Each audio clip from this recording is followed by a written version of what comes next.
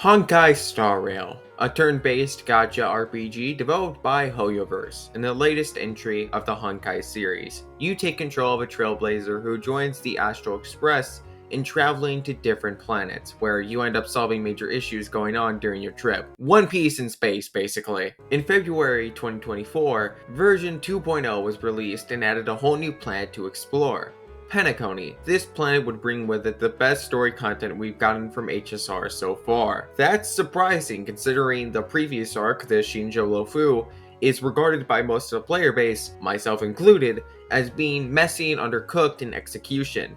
How did we get such a turnaround in terms of quality? The answer, in my opinion, is in the character writing. Every major character present in this arc has their own agenda going on, and the Trailblazer happens to get caught in the crossfire, whether intentionally or not, by being at the right place at the right time. Everyone is simultaneously your ally and worst enemy depending on the situation at hand. Because of that, every character ends up being multifaceted and humanized. This video is a compilation of all the analysis videos I did for Penacony's cast of characters, updating information when necessary for them due to the game's frequent updates. Through them, we'll delve into the themes of this arc of Honkai Star Rail. Welcome to the Matsunoki Cafe. I'm Shiro, the owner. I'm currently attending university for a bachelor's degree in creative writing, and I've self-published multiple books. In short, storytelling is my passion, and I'd like to think I have a solid enough grasp of how to write good characters. Whether you're new here or a returning customer, why don't you stick around and enjoy the video with your cup of joe. Due to the sheer length of the video, feel free to grab some snacks or keep this tab playing in the background while you're multitasking, I won't judge. Disclaimer, a majority of the footage I used for this video was borrowed from other sources. Here's the list of channels and content creators I borrowed footage from. Also, if I get anything wrong, let me know in the comments below. Also, because I had to go back and update the older analyses to include more recent information, there will be noticeable differences in the audio of my takes throughout the video. Apologies in advance, I promise the Shinjo compilation will be a lot more consistent in this aspect. Without further ado, let us begin. How much time do I have? Brainwave main with cycle, gotta hide to collect, select, show me your best and crystals, blisters, it's all over now. Cycle cane, you're sucking not anymore, candy, cold feet, gotta high kick, Mr. Twister, ones with buster, stick it up, step aside to see the one effects is the best thing about the moon.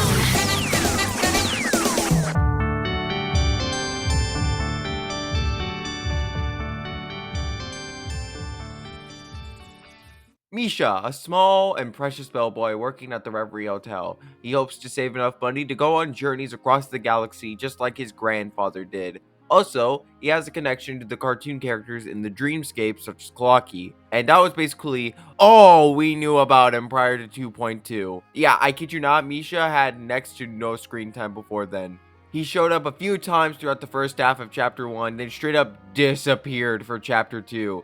Boy was off the grid for an entire month. But finally, we have the Misha lore. And maybe this one won't become outdated with the very next patch, as I don't think we'll be seeing Misha again anytime soon. Still hurts. In 2.2, it was revealed that Misha was a mimetic entity, one which represents the Watchmaker's childhood innocence and dreams. A reflection of his life, as Misha himself puts it. He is also a manifestation of the contents of the dream bubble Mikhail left for the future Nameless after his death, meaning Misha is quite literally the Watchmaker's legacy. So, although they're two separate entities, we need to analyze what we know of the Watchmaker Mikhail to paint the full picture of Misha. Let us turn back the clock and begin our examination on an ocean planet called Lushaka. A little boy would be adopted by two famous seafarers, and they would name the child after themselves.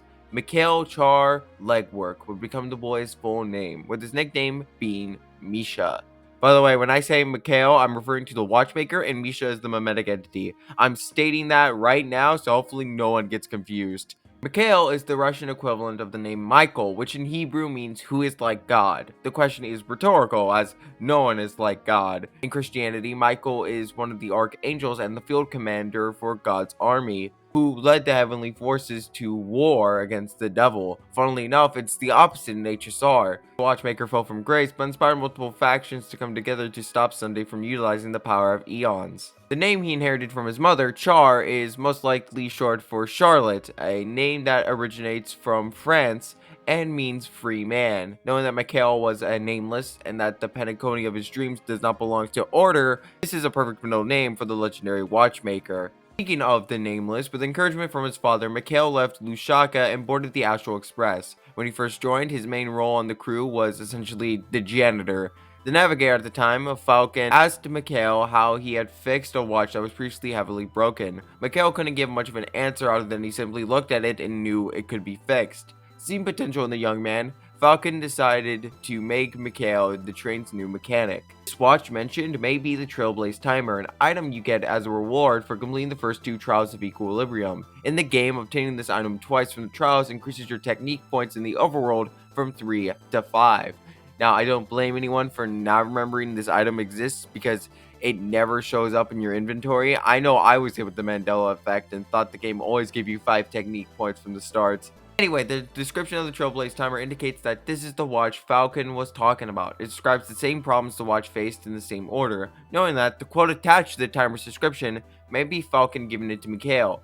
Take it, like work. It's yours now. Then, continue onward. Mikhail's bond with Falcon is actually a really impactful one for him. Not only did he inherit the clock from Falcon, but also his hat.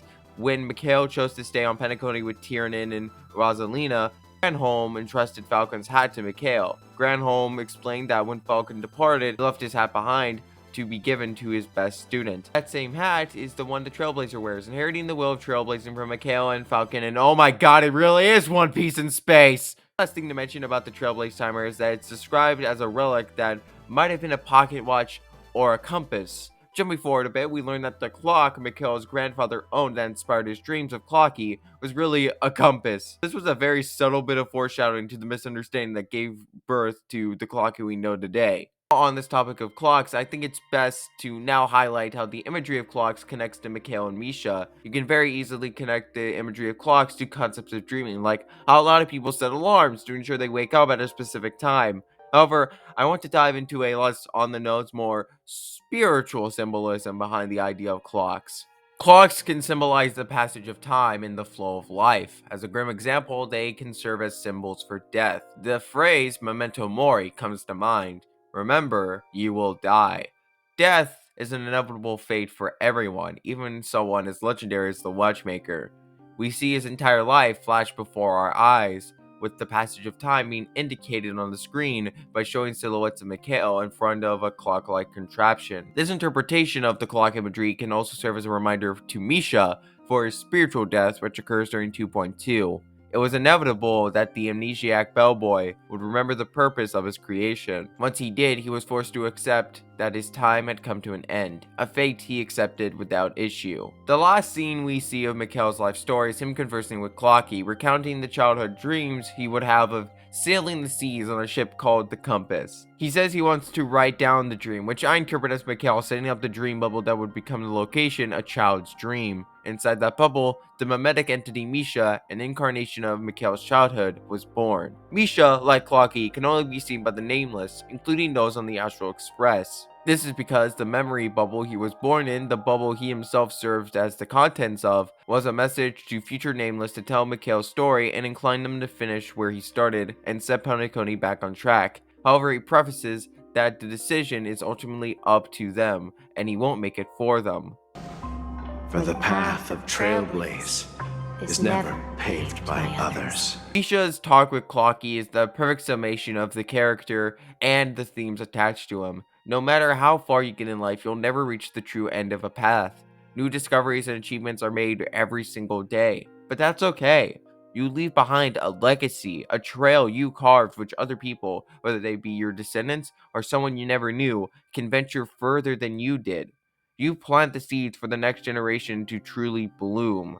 The end of one person's journey can serve as the beginning for someone else's. That's what blazing a trail is all about. One last thing I want to mention about Misha. At multiple points in his character lore, Misha's grandpa is described to be an interstellar traveler. Yet as we learned in 2.2, Mikhail's grandpa was a seafarer. Why the difference? Well, as seen in the Lycone Indelible Promise, Misha and Mikhail did meet. We know this is the mimetic entity Misha based on the clothing, as Mikhail at this age had different attire. Mikhail was the one handing Misha the Astral Express ticket in this picture and trusting the boy to guard this place well. By this place, he must have meant the dream bubble. It's possible that when he ventured out into the dreamscape, Misha retained memories of Mikhail, but remembered him as his grandpa and not the man he was essentially a clone of. Misha may not have been around for long, but the short time we spent with him was undoubtedly priceless. While I do slightly hope we may see Misha again somehow later down the line, if this is forever the end of Misha's story, then I'm satisfied. He and the watchmaker that created him deserve a peaceful rest. Beneath the silent waters lies an endless abyss!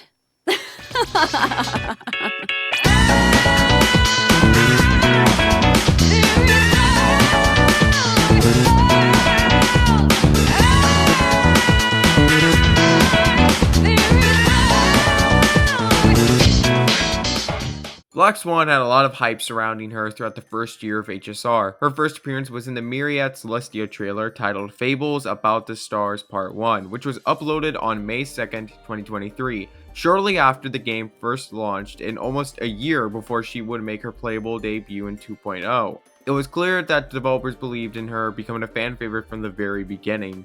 So what's there to know about Black Swan? That's what we're here to examine. Black Swan is a memo keeper of the Garden of Recollection. All memo keepers are emanators of remembrance following the Aeon Fuli. They give up their mortal bodies to live on as beings known as mimetic entities, using their powers to travel around the universe and observe, collect, and record any precious memories they can find. The Garden is responsible for the creation of memory bubbles and light cones. All those short stories attached to light cones are thanks to memo keepers like Black Swan. What led Black Swan to follow the path of remembrance is detailed in her character story. Since she was a little girl, she has always been fascinated by history and learning about the past. She always wondered about the creation of objects and the origins of everything and everyone in the world. While other kids poked fun at her interest, her mother very much encouraged it. However, her mother would be inflicted with amnesia. She suffered from constant loss of both short and long-term memories, ranging from forgetting recent events to not recognizing her own family. Black Swan would read her mother's diary to her in an attempt to help her remember, but it didn't work. Her mother would die, unable to remember anything clearly. Her mother's death would lead Black Swan to cherish her own memories more than ever before. Her mom would live on in her mind's recollection and would forever slip away from her only if she were to forget about her. The first chapter of the character story ends as follows. Life is akin to a winding labyrinth where memories serve as our sole companions. For the first time, she comprehended the profound meaning behind these words. A memo keeper would end up on Black Swan's home planet. While exploring, they found the girl and closely observed her. Seeing potential in her, they made themselves physically visible to her and offered to make her a memo keeper as well. An offer we, of course, know she accepted. The Black Swan theory is a metaphor that originates from the late 1600s. It's meant to describe a big surprise, like something that was believed to be impossible turns out to be possible. The example that serves as the metaphor's namesake is how there was a presumption that black swans don't exist, only for them to be discovered in Australia. The black swan theory is essentially a lesson in hindsight and is often tied to solipsism, the psychological concept which reasons that something only exists when it is observed. It's in-game lore that this metaphor is what gave Black Swan the idea for her name. Due to her existence as a memo keeper, people are unaware she exists until she lets them see her. I watched the Black Swan movie the other day to try and see any similarities I can glean. After all, this game is chock full of references to other pieces of media, so I thought it wasn't too far of a stretch to think something from this film would carry over into Star Rail. However, the only things the movie and the character have in common is that Black Swan likes to dance, and there's a lot of psychological horror going on around her in the memory zone. That's pretty much all I could find, but if you notice any deeper similarities, let me know.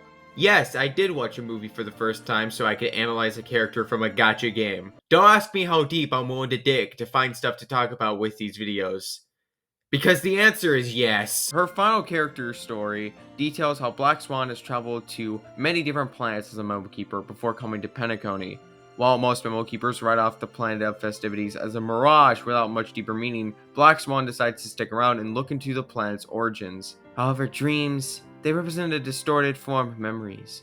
I shall delve into its depths and catch a fleeting glimpse of the buried memories before those memo snatchers and cremators arrive. Metal Keepers tend to use their powers as mimetic entities to disguise themselves, either as natives of the world or blend into objects like we see Black Swan do in a revisiting of past dreams. They keep their existences secret and only let people perceive them when they see potential in that person becoming a Metal Keeper or feel some need to step in. What Black Swan wants most is to discover the true origins of Penacony and the precious memories connected to that truth. After all, she believes that memories can never lie about the past. Is it any wonder then that she chose to work with Aventurine, who is also very adamant about bringing to light Penacony's secrets? That same dedication to finding the truth is why she has such a fascination with Acheron. She wants to uncover the mysteries surrounding this Galaxy Ranger. We also see in the trailer I mentioned earlier that she'll sometimes show herself to natives of the planet to subtly help them with her fortune telling, i.e. when someone picks up Robin's lost mirror. Now this may seem like a strange trait to give her. Fortune telling is mainly to predict future events in some shape or form, so why make your fortune telling character someone so dedicated to memories in the past? Because Black Swan's personal philosophy is that memories are the foundation of life. To quote Black Swan herself at the end of her third character story, people tend to believe they are facing the present and the future, yet fail to realize that we are all, in fact, moving toward the past. She believes that everything about the present day and the future is informed by past events. In other words, the past and the future are overlapped on the same point of a single circle. With enough knowledge of what has happened, you can predict what will happen. Black Swan presents these predictions as tarot card fortunes. All you have to do is tell her an honest story of the past, or even just rumors according to a native of Penacony, for her to give you an accurate reading. Her philosophy ends up being our saving grace during the tail end of the third chapter. A lot of the events we saw play out on Penacony up until then had already occurred, and what we experienced was a dream of a slightly altered, more realized version of what really happened. It's thanks to Black Swan's intervention that we are able to break free and wake up. We had to look toward the past to find an inconsistency and continue moving forward. That twist was crazy, by the way. Like, holy shit, I did not see that coming. She also has a certain aesthetic for memories. While she has the power to take away the entirety of people's memories, she only uses it as a temporary measure to walk away from situations. Due to her past, she doesn't want to inflict permanent amnesia onto anyone. Every trait and habit of hers is tied to her love of history and memories. Fittingly enough, most of Black Swan's depth is found in her character stories. You have to look towards the past, not the present nor the future, to see and understand the many layers of this lovely fortune teller. She's a deceptively simple character who holds a lot of secrets close to her chest, and I love her presence throughout Penacony's storyline. Let's play hide and seek. What are you waiting for? Don't we know the dice, see what they may fall. Come on, why don't we spin the wheel, see who it may call. Give in to temptation.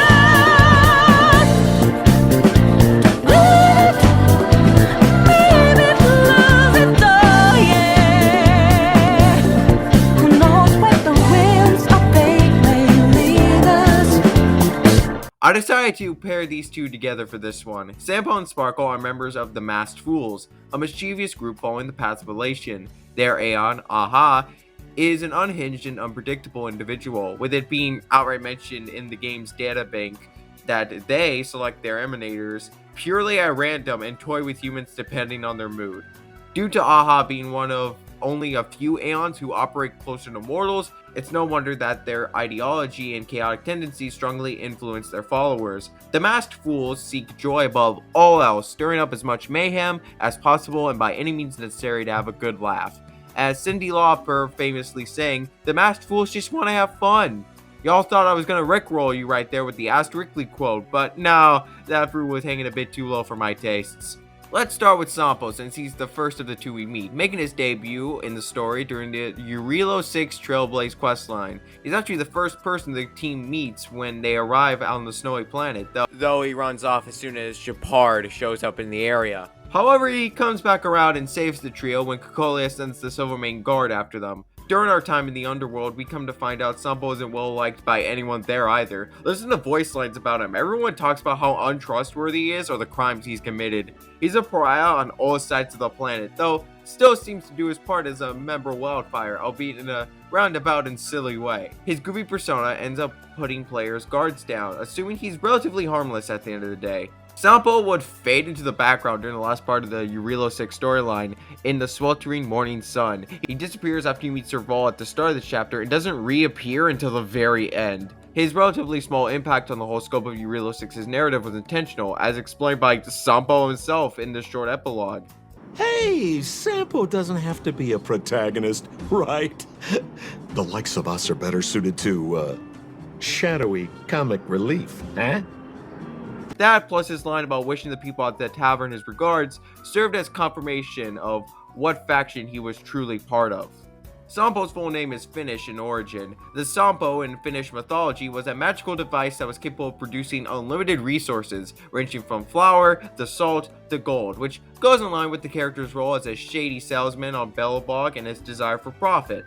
His surname Koski means rapids in Finnish, referring to water rapids, sections of rivers that cause an increase in the water's velocity and turbulence. A rather perfect last name for a masked fool. While the next time we see Sampo would be on Penacony, we do hear from him on the Xiansho Lafu. Despite the rest of Eurilo 6 having no means to communicate or transport to other planets, and with the Lofu not even being a plant stop for the Astral Express, somehow Sampo left us a note on a mini neutron bomb that's part of a side quest. Are you having a good time at the Xiansho Alliance? This implies that not only was he aboard the airship, but also got on it before even we did? What? Finally, we make it to Penacony. Sampo takes on a prominent role in the companion quest shared between Black Swan and Sparkle. Here, he helps Black Swan investigate and solve the murder mysteries Sparkle has set up. He did so as a favor to Sparkle. At the end of the quest, the Trailblazer looks into a memory bubble to see a short conversation between Sampo and Sparkle at the Referee's bar. Here we find out why Sampo was helping Sparkle out. Shouldn't you give my mask back to me now? Sparkle is curious as to why Sampo would suddenly want his mask back, implying that he may have given up his mask to better blend in on Eurilo 6. She then assumes a great catastrophe is coming to the planet, but Sampo doesn't give her an answer. Instead, he tells Sparkle to stay away from Belobog, saying the elation she seeks isn't something he can stand by. This conversation seems to be setting up another return to Eurilo 6. Sparkle's assumption about a looming catastrophe may not be too far off the mark. It's interesting to see Sampo's reaction to the impending threat, getting his mask back to possibly save the planet from destruction. Deep down, there may be a heart of morality that makes him want to help out the underworld as part of Wildfire. Would think that as a masked fool, he'd revel in the chaos a big calamity would bring onto a planet's people, but he says his elation is different from Sparkle, so maybe he finds more joy in the chaotic struggle and victory against such a threat. We won't know for sure until Sampo makes another appearance. I think that's enough Sampo for now. Get this fucking rat off my screen. Time to talk about Sparkle. Now, she's a hard character to analyze due to her being an unreliable narrator. If you don't believe me, that's quite literally the name of her technique in the game. As she says in her voice line about the past. An abandoned orphan, a cursed little girl, the last descendant of the puppet clan. I can tailor it to the tastes of the individual. Her Myriad Celestia trailer serves as a prime example of what she's talking about, as she gives 3 different tellings of essentially the same story. Sparkle's true past is left as one big question mark, making her a great foil for Black Swan to bounce off of over the course of their companion quest. However, Black Swan is able to get one over on Sparkle by peeking into her memories and finding out that someone hired the actress to come to Penacony, someone who wouldn't want Sparkle to link up with other forces. This story quest actually does give us insight into Sparkle's character. Sparkle sets up 3 murders for Black Swan to solve. A popular theory that emerged after this quest came out is that these 3 murders are meant to reference the 3 deaths that have occurred during the first chapter of Penacony's main plot. An actual murder, although in this quest's case it was an attempted one due to dreamscape rules. A tragic accident that involves a red herring. The third is someone faking their death. The first case is meant to serve as a reference to Duke Inferno's real death at the hand of Acheron. The second murder was a proxy for Firefly's supposed death, with the red herring in that instance being that Firefly didn't actually die at all. By process of elimination, the final case, the fake death, was Yasuhiro Hagakure. No, I'm joking. It's Robin's. In Sparkle's mystery, it turns out the assistant detective Sampo helped great artist Sparkle in staging her death. In the same vein, Aventurine may have helped Robin fake her death to stir up conflict in the family. All that doesn't seem to be a string of coincidences either. At the end of the quest, Black Swan messages the player about the events that happened and had this to say: Sparkle's pranks are not without their benefits. She's able to make us re-examine what we have already seen and think about the appearance and reality of the dreamscape. Sparkle is much smarter than she lets on, already aware of what's really happening and the disaster it's all leading to. In her own cryptic way, these detective antics, her hints towards Aventurine and befriending the mute, and having the Trailblazer go through funny memory bubbles while disguised as Sampo, are her trying to guide others to discovering the truth behind the many mysteries plaguing Penacony. As she tells Black Swan near the end of the companion quest, If you're too late to take the stage, you can work behind the scenes. prior to the chapter Farewell Penacony, we saw Sparkle hand out devices she called mutually assured destruction buttons, asking everyone to only press it in unison during the Charming Festival. We see her press one of the buttons during the event, leading to a bomb she set up on the airship to start counting down. Everyone panics looking for the bomb, and Firefly is the one to find it and sacrifices herself to get it off the ship. All of that utter mayhem, only for the reveal that the bomb was just the first of numerous fireworks. As we learn from Sparkle's text at the end of the chapter, she was paid off by Silverwolf to make Firefly's deaths as harmless as possible. She just decided to have fun with this last one by tricking everyone into thinking the bomb had enough strength to destroy the ship. While both operate to stir up trouble for their amusement, Sparkle and Sampo's ideas of elation are different. For Sampo, he really is just a prankster and only causes harmless levels of chaos for the greater good. He'll scam you out of your cash, but he'll have no intention of physically harming anybody. For Sparkle, her ultimate joy is more sadistic. She'll give someone a glass of water and then lie that it was poisoned, just to watch the person freak out thinking they're actually going to die. Sparkle deemed herself as a side character who would take the spotlight during the climax. And to give credit where it's due, that's exactly what she did, having everyone run around looking for the bomb before giving everyone a beautiful array of fireworks to gaze up at and enjoy. I was initially conflicted on whether or not to talk about this, but I figured this wouldn't be a complete analysis if I didn't bring this up. Sparkle's first conversation with Aventurine. This sparked controversy on social media due to lines of dialogue where Sparkle was antagonizing and mocking Aventurine for being a Sigonian. You Sigonians are notorious throughout the entire universe. Liars, thieves, social manipulators, wolves in sheep's clothing. You're really living up to the reputation. This caused an uproar on Twitter where media literacy truly goes to die. I saw people genuinely try to defend Sparkle, claiming she was misunderstood, which is crazy to me. Sparkle was never a pure-hearted goofball or just a mean lesbian. Far from it, in fact. The masked fools intentionally cause mayhem wherever they go solely for some sense of schadenfreude, you know?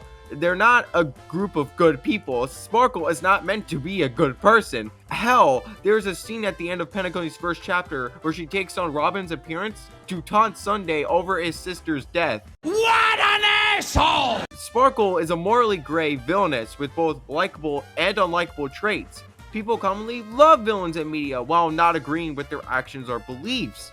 People love Hisoka from Hunter x Hunter and aren't, you know. By that same logic, you are not racist for being a fan of Sparkle. As I've shown in this analysis, there's a lot of compelling things about Sparkle as a character that makes her enjoyable. But please, whether you're a fan of her or not, don't try to downplay her villainous tendencies. You're ironically doing her character a disservice by doing that. That's the lesson you should take away from this tangent. Let Sparkle be a terrible person. She's more fun to follow when she has her rougher edges. Fitting for their affiliation with the Masked Fools, Sampo and Sparkle are fun to have around. Their personalities and the fantastic vocal performances of their actors make them stand out from the rest of the cast in the best way possible.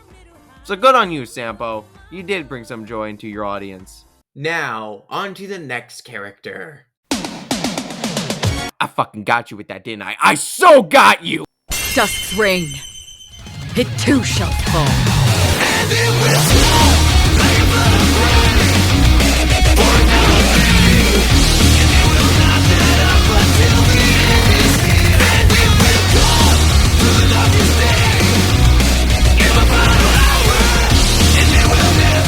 Until the clouds are clear.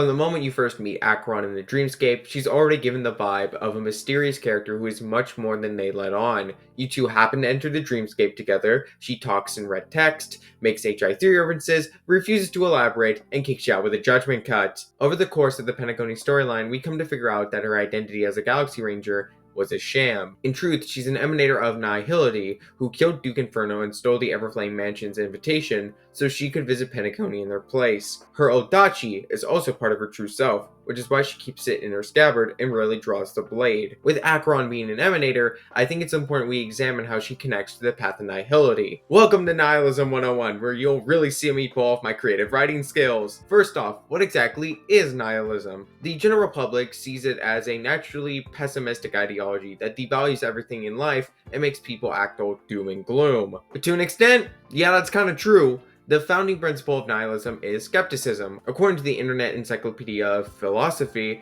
nihilism is generally the belief that all values are baseless, arguing that life and morality lack inherent purpose or deeper meaning. There are various branches of nihilism, ranging from political to medical to existential. With that in mind, what type best relates to Acheron? First, let's see how she ended up on the path of Nihility. For that, we need to step outside the game for a brief moment and examine the Izumo trailer that was uploaded on YouTube in the lead up to version 2.1. Long story short, the people of Izumo used 12 sentinels to forge a pair of swords called Origin and End.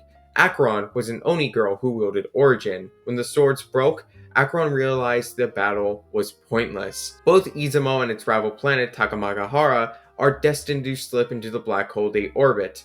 The two were destined for an end that never existed. Acheron forges her last blade, once called Life, now known as Not. As she swings this red sword for the first time, we watch her become an emanator. So it's clear from her monologue that when she became an emanator, Acheron thought in line with existential nihilism. However, I believe the older Acheron we meet in the game follows a different, more uncommon type of nihilism: optimistic nihilism. Now, I know this sounds like a contradiction after just establishing how pessimistic nihilism typically is. The philosophy is about how nothing in this world has any inherent value. But there is a way to turn such a statement into a positive way of thinking. If nothing in life has any intrinsic value, then you can apply any value or purpose you want to your life and your experiences. You add value to other people's lives, just as other people add value to yours. I believe Acheron thinks in a similar manner, as indicated by what she says to Aventurine by the end of the second chapter. Even if the ending has been predetermined, that's fine. There are countless things that humans cannot change. But before the end, there are many things that humans can do while on their journey. And because of this, the end will thus reveal a completely different meaning. There are multiple scenes that display her having some appreciation for life, such as her mourning Firefly's supposed death, or how she sees the people she's killed in her dreams. She's clearly changed a fair bit since the events of the Izumo trailer. Even if she sees no value in her life, as indicated by her sword's name, there's some value she attaches to the lives of others. The name Acheron derives from a river in Greece. In Greek mythology, the Acheron River is one of 5 that lead into the underworld. It's described to serve as the river of woe and misery. As the Dream Master describes in the Great Train Robbery, Acheron's power brings death and sin wherever she goes. He describes her existence as one that brings about misery for everyone. Acheron. A befitting name. As for her real name, we'll get to that in just a bit. There's another aspect to the Path of Nihility that needs to be considered with Acheron, and that is the faction she's connected to. I think all self-annihilators are emanators of Nihility. From their databank entry, it's described how they all share one thing in common: their various existential properties, such as corporeal body, mental cognition, and personal memories, will gradually fade away in their journey of self-annihilation. The fate and eventual loss of one's memories. Does that remind you of anyone? Funnily enough, her forgetfulness is only something she faces in her normal state. As soon as she unsheathes her sword, her hazy memories become clear. Although, based on Black Swan's examination of those memories during their dance, it's clear she's lived through a lot of grim and horrific experiences. Acheron's white-haired form is likely the cause of her self-destruction. The more she uses her power, the shorter her life becomes. But there is some hope for her. In a flashback right after the Aventurine boss fight, we hear Acheron talk to Tyrannon. He talks about how IX doesn't glance at anyone to select their emanators, rather they leave strands of fate for people to walk, weaving together a shadow which they become enveloped in. Acheron asks if she'll end up part of the shadow. Tiernan remarks, You still have a strand of color, but not much. That is a clear reference to her emanator form, as we see that form isn't completely washed out. Her color scheme is white and red. The red coloring may indicate how she's able to resist drowning into the endless shadow of nihility. There's still that drive in her to reach nihility's end. For most other self-annihilators, they don't have the same capability to resist and end up as zombies that are snow white from head to toe. If you're familiar at all with the rest of Hoyoverse's catalog, then you must already know that Acheron is meant to resemble someone else. She's an XP of another purple-haired woman who's adept with a sword, Raiden Mei, a key character throughout the entire Honkai franchise. She specifically takes inspiration from the Raiden Mei in Honkai Impact 3rd. The quest, and on the 8th day, even reveals Acheron's real name to be Raiden Bosen Mori Mei. Her family name Raiden was another name for Raijin, the Shinto god of thunder. Her given name, Mei, contains two symbols. The first character means bud or sprout, and the second means cloth or garment. The middle name is the most important for Acheron specifically. Bosen means river of forgetting, connecting to Leth, another one of the 5 rivers to the underworld in Greek mythology. The second half of her middle name, Mori, means to protect, referencing how she's the guardian of the path through the abyss of nihility, guiding the souls of the deceased. I haven't played HI3 yet, so when comparing and contrasting these two, I had to rely on outside sources. Thank you to my Twitter mutual Lumi, who's a big Honkai Impact 3rd fan, for helping me with this part of the analysis. You're the best. There's multiple things HI3 Mei and Star Rose Acheron have in common. Both have a heart of gold underneath a very cold exterior. They have a tendency to isolate themselves and deal with their problems by themselves, not opening up to others about their issues for one reason or another. Despite that, both seek to forge close friendships, as shown with Mei's relationships with the Flame Chasers, and Acheron admitting to being envious of the Astral Express crew in A Walk Among the Tombstones. Acheron describes people and events similar to what occurs in HI3's world, so she has likely gone through a lot of the same things Mei has. The best way to sum up the differences between Acheron and Mei is that Acheron is essentially a Mei without a Kiana. Kiana was the biggest source of light in Mei's otherwise dark life, and was able to soften the Hersher of Thunder's edges, so to speak. Acheron lacks that same light in her life. In fact, based on the story of the Pioneer Diver relic set, Acheron lost that light when Freebass, a girl who traveled through the River of Nihility with Acheron, eventually entered IX and ended up self-annihilating. Now, we don't know what Freebass looks like, but Acheron seems to subtly reference this story when talking to Welt during When the Sacred Ginmel closes. I'd like to say it's probable that Freebass was some version of Kiana.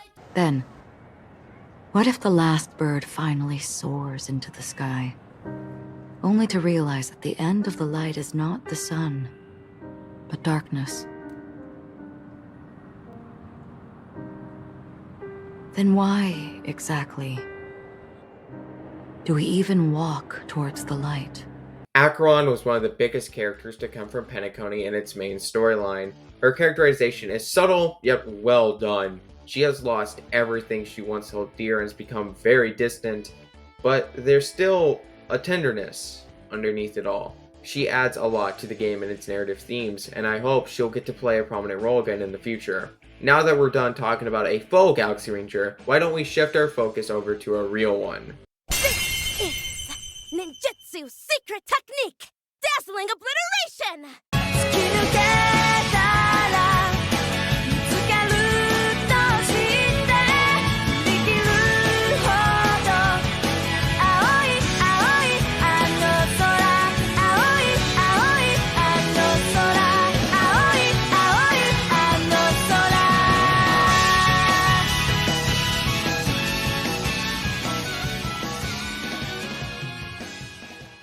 Of course I used a Naruto opening for that ninja character, you thought I wouldn't? Rappa made her debut in 2.6's Continuance mission, where we help her combat the forces of Dr. Primitive. In the patch before that, Boothill does bring her up to Luca during the War Dance event. He claims she was set in her ways similar to Luca. He also mentioned how Rappa was strong and how she would claim she could crush a star with her bare hands, even if she actually could not. This was subtly setting up her primary character trait. The fact that she's kinda, sorta, absolutely delusional. She sees the world entirely through the lens of ninjutsu, using ninja nicknames to refer to pretty much everything and everyone.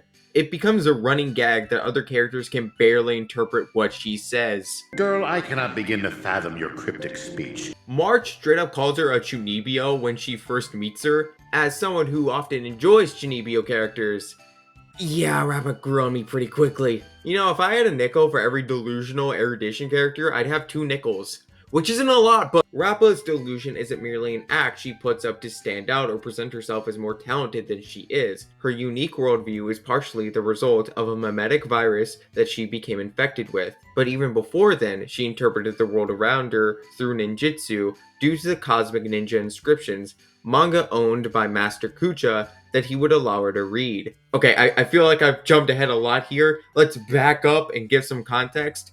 In A Clockwork Banana, Prof. Nana called Rappa Dr. Primitive's failed creation. Yep, she's a test tube baby, bred with filtered primate genes of 32 different civilizations from the Ottavi Search Forest's experiments. Based on atavism in biological terms is about regaining a previously lost genetic trait from a person's ancestry. I assume the goal of the cultivation experiment was to have Rappa start off as a human with high quality primate genes, then revert her human existence until she became the ultimate monkey.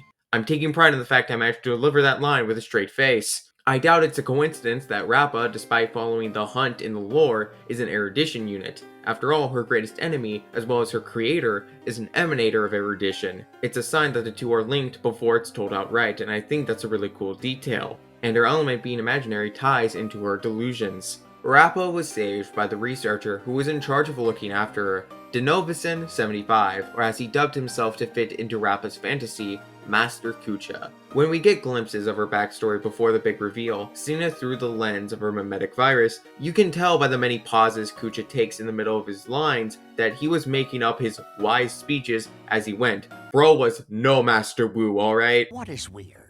Someone who is different, or someone who is different than you? I was expecting Kucha to be similar to Reagan, where the master is actually a total fraud who still imparts good advice to their pupil, but the truth in HSR's case was way sadder, actually. She was forced to go through excruciating physical and mental pain, like medicine that slowly reverted her body to a primal state, electric shocks, and combat tests. To reflect the cruelty of these trials, her original name was nothing more than a subject title, aka 3. At first, Master Kucha had Rappa develop her ninja-centric worldview to help her get through the testing. He had her believe she was becoming the dazzling ninja when really she was being turned into a monkey. For example, the electric shocks from Umbra Headmistress was reverse lightning ninjutsu that would awaken her latent abilities. This funny quirk of hers started off as a coping mechanism. Feeling bad for AK-3, Kucha decided to take part in her delusions and become her ninja master. The reason he even gave her the mimetic virus was to hopefully improve her mental resilience for future trials. He eventually became disillusioned with the forest's methods and colluded with the Galaxy Rangers to set Rappa free from the lab. Thus, she joined the Rangers and continued her hunt for the evil ninja Osaru. One of the overarching themes of Star Rail as a whole is the defiance of destiny. This is where Rappa's story coincides with that theme. She was born into this world to be nothing more than another research subject, but what is the one line from Master Kucha that's repeated multiple times throughout this continuance mission? So, the decision is yours to make. He was very adamant on letting Rappa choose her own name and carve her own path in life. He wanted the girl to decide her destiny for herself. Speaking of her name, it's actually a bit of wordplay. Rappa was a term for ninjas during the Sengoku period. Ninjas back in that era specialized in guerrilla warfare, and I bring this up because I'm surprised that wasn't a pun they made during this quest. Also, Rappa is the way you say rapper in katakana, so that's where the dev team got the idea to make her a rapping ninja. Look, if Power Rangers can have a cowboy ninja, HSR can have a dazzling rapping one. In universe, the reason Rappa chose her name comes from the following line. To have a dedicated heart that will never be disturbed, and to pacify all evil and demonstrate justice. That was Master's initial teachings to me. I wish to use them in my name. That idea of her choosing her path and her dedication to the way of the ninja are both put on display in her fourth character story. All her character stories are formatted like a video game. Her goggles feed further into her illusions with their display, giving her XP and stat boosts. But her fourth character story does something different. The goggles show her lives she could have led if she was not affected by the mimetic virus and went through those awful tests. She could have been a manga artist, a famous rapper, or a martial arts teacher. Notice how at the top of the list is the line, "Your decision." I fully believe Master Kucha programmed these goggles and put this in there to at least have Rappa consider other possibilities. However, as we know, she sticks to the path she's currently on. But unless all the evil is eliminated from the world, that grand vision will remain nothing but a rootless imagination. It's pointed out by Prof. Nana that she speaks normally when surrounded by sights, the reminder of her past. This shows that no matter how infected she is with that mimetic virus, there is still a sound mind that can recognize what she actually went through. There's some level of self-awareness in Rappa that the ninja world she sees isn't reality. With this context, it's reasonable to assume her remaining a ninja isn't solely because of the virus. Of her own free will, she actively chooses to keep hunting evil ninja Osaru. It's no wonder she's devoted to being a ninja. After all, she made a vow to her mentor. Her hunt won't end with evil ninja Osaru. He's not the only evil in the ninja realm. She'll continue to eradicate evil until she brings an end to the lawless, unjust era that is the Mappo Age. A strong indication of how important Master Kucha was to Rappa is the name of her ultimate, Aishiteru. While not spelled with the same symbols in this instance, the phrase is commonly used in Japanese to say "I love you." And this is important because the last objective of the quest, "The men who tread on the monkey's tail," is a line that was likely Master Kucha's final thoughts. "My apprentice, my child, Aishiteru." As the dazzling ninja, Rappa is empowered by the love her master, her father, gave her in her hunt against evil. Now I'm sad. Where's the depression swing set when you need it? Rappa follows the trend of a silly character who has a tragic backstory. Heck, she isn't the first Hoyoverse character to fit that mold. But her ninja antics are so charming that you're tempted to play along. It's almost impossible to hate her. And with the final scene of that continuance mission where Rekka tells Rappa the location of Dr. Primitive, I look forward to seeing where our dazzling ninja story goes from here.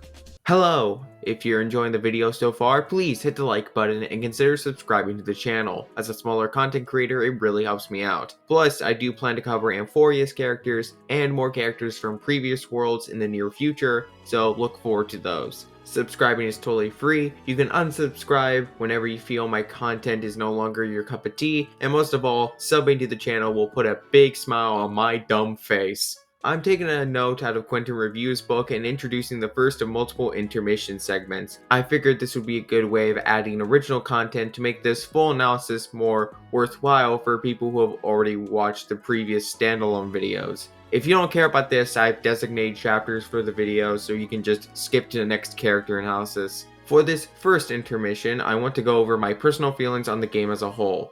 The gameplay, combat systems. You can also see this as my updated thoughts on what I covered in my first ever HSR video I made over a year ago. That first video is not good, by the way. It is aged like milk. It's edited like a glorified slideshow. Please do not watch it. It's actually funny how, of all things, I didn't go into my opinions of the story. I described what happened during the prologue, made a few jokes, and then I started talking about gameplay. So, here's the thing.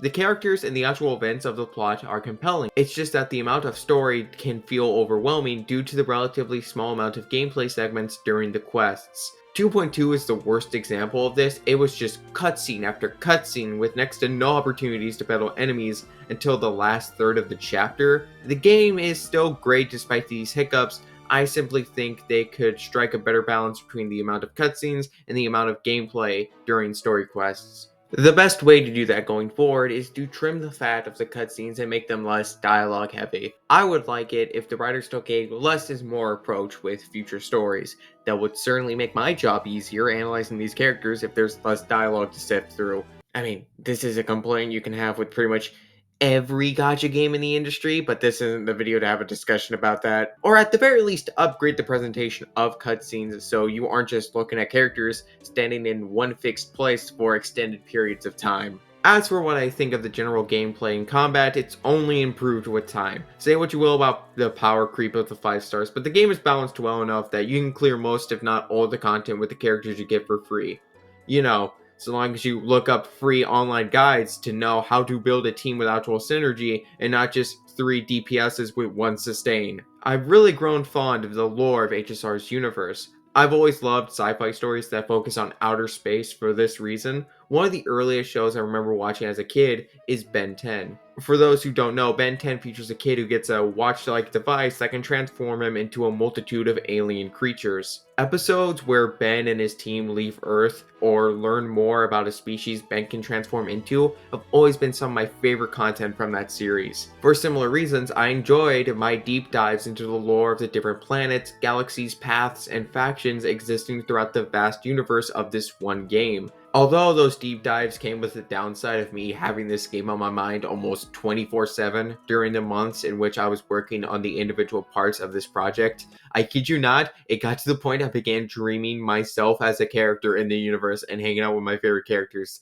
That's when I realized I need to backpedal and spend some time on something other than this one gacha game. The only gacha game I'm still playing alongside Star Rail is Zenless Zone Zero. And I love it, even more than Star Rail in some aspects. The game is beautifully animated, the combat's fun, its style is right up my alley, the characters are charming, including Jing Yuan, who is my wife. She, Jane, and Caesar all came home in my first 10 pull, by the way. I just want to bring that up because I'm allowed to brag about how lucky I was. By the way, in case anyone's wondering, no, I do not have plans to make analysis videos for characters from other games, gacha or otherwise. I can only obsess over the lore of one of these games. I'm sorry. I'm not saying it will never happen. I could change my mind in the future, but even if I do, I'll only cover select characters I'd want to talk about. I've come to enjoy Honkai Star Rail more and more since I started playing it. Thanks to the auto battle system, it's easy to log in and do my daily commissions while getting ready for work in the morning. The battle system itself has grown on me a lot thanks to all the characters added since my first video. I'm glad this game was my introduction to gacha games. It's helped me get out of multiple creative ruts and consistently refueled my motivation to write my own stories. On top of that, this analysis project has given me an even greater appreciation for HSR and Hoyoverse's ways of crafting compelling characters. I'm looking forward to our next stop on the Astral Express and the new faces we'll meet there. That's it for this first intermission. Let's continue on in the analysis. There's no reasoning with you bunch anymore. That's the kid, you know how it is. Hate to dismiss any mistake. If it ain't right, then you must be kidding. Jokes misled because you're now slipping.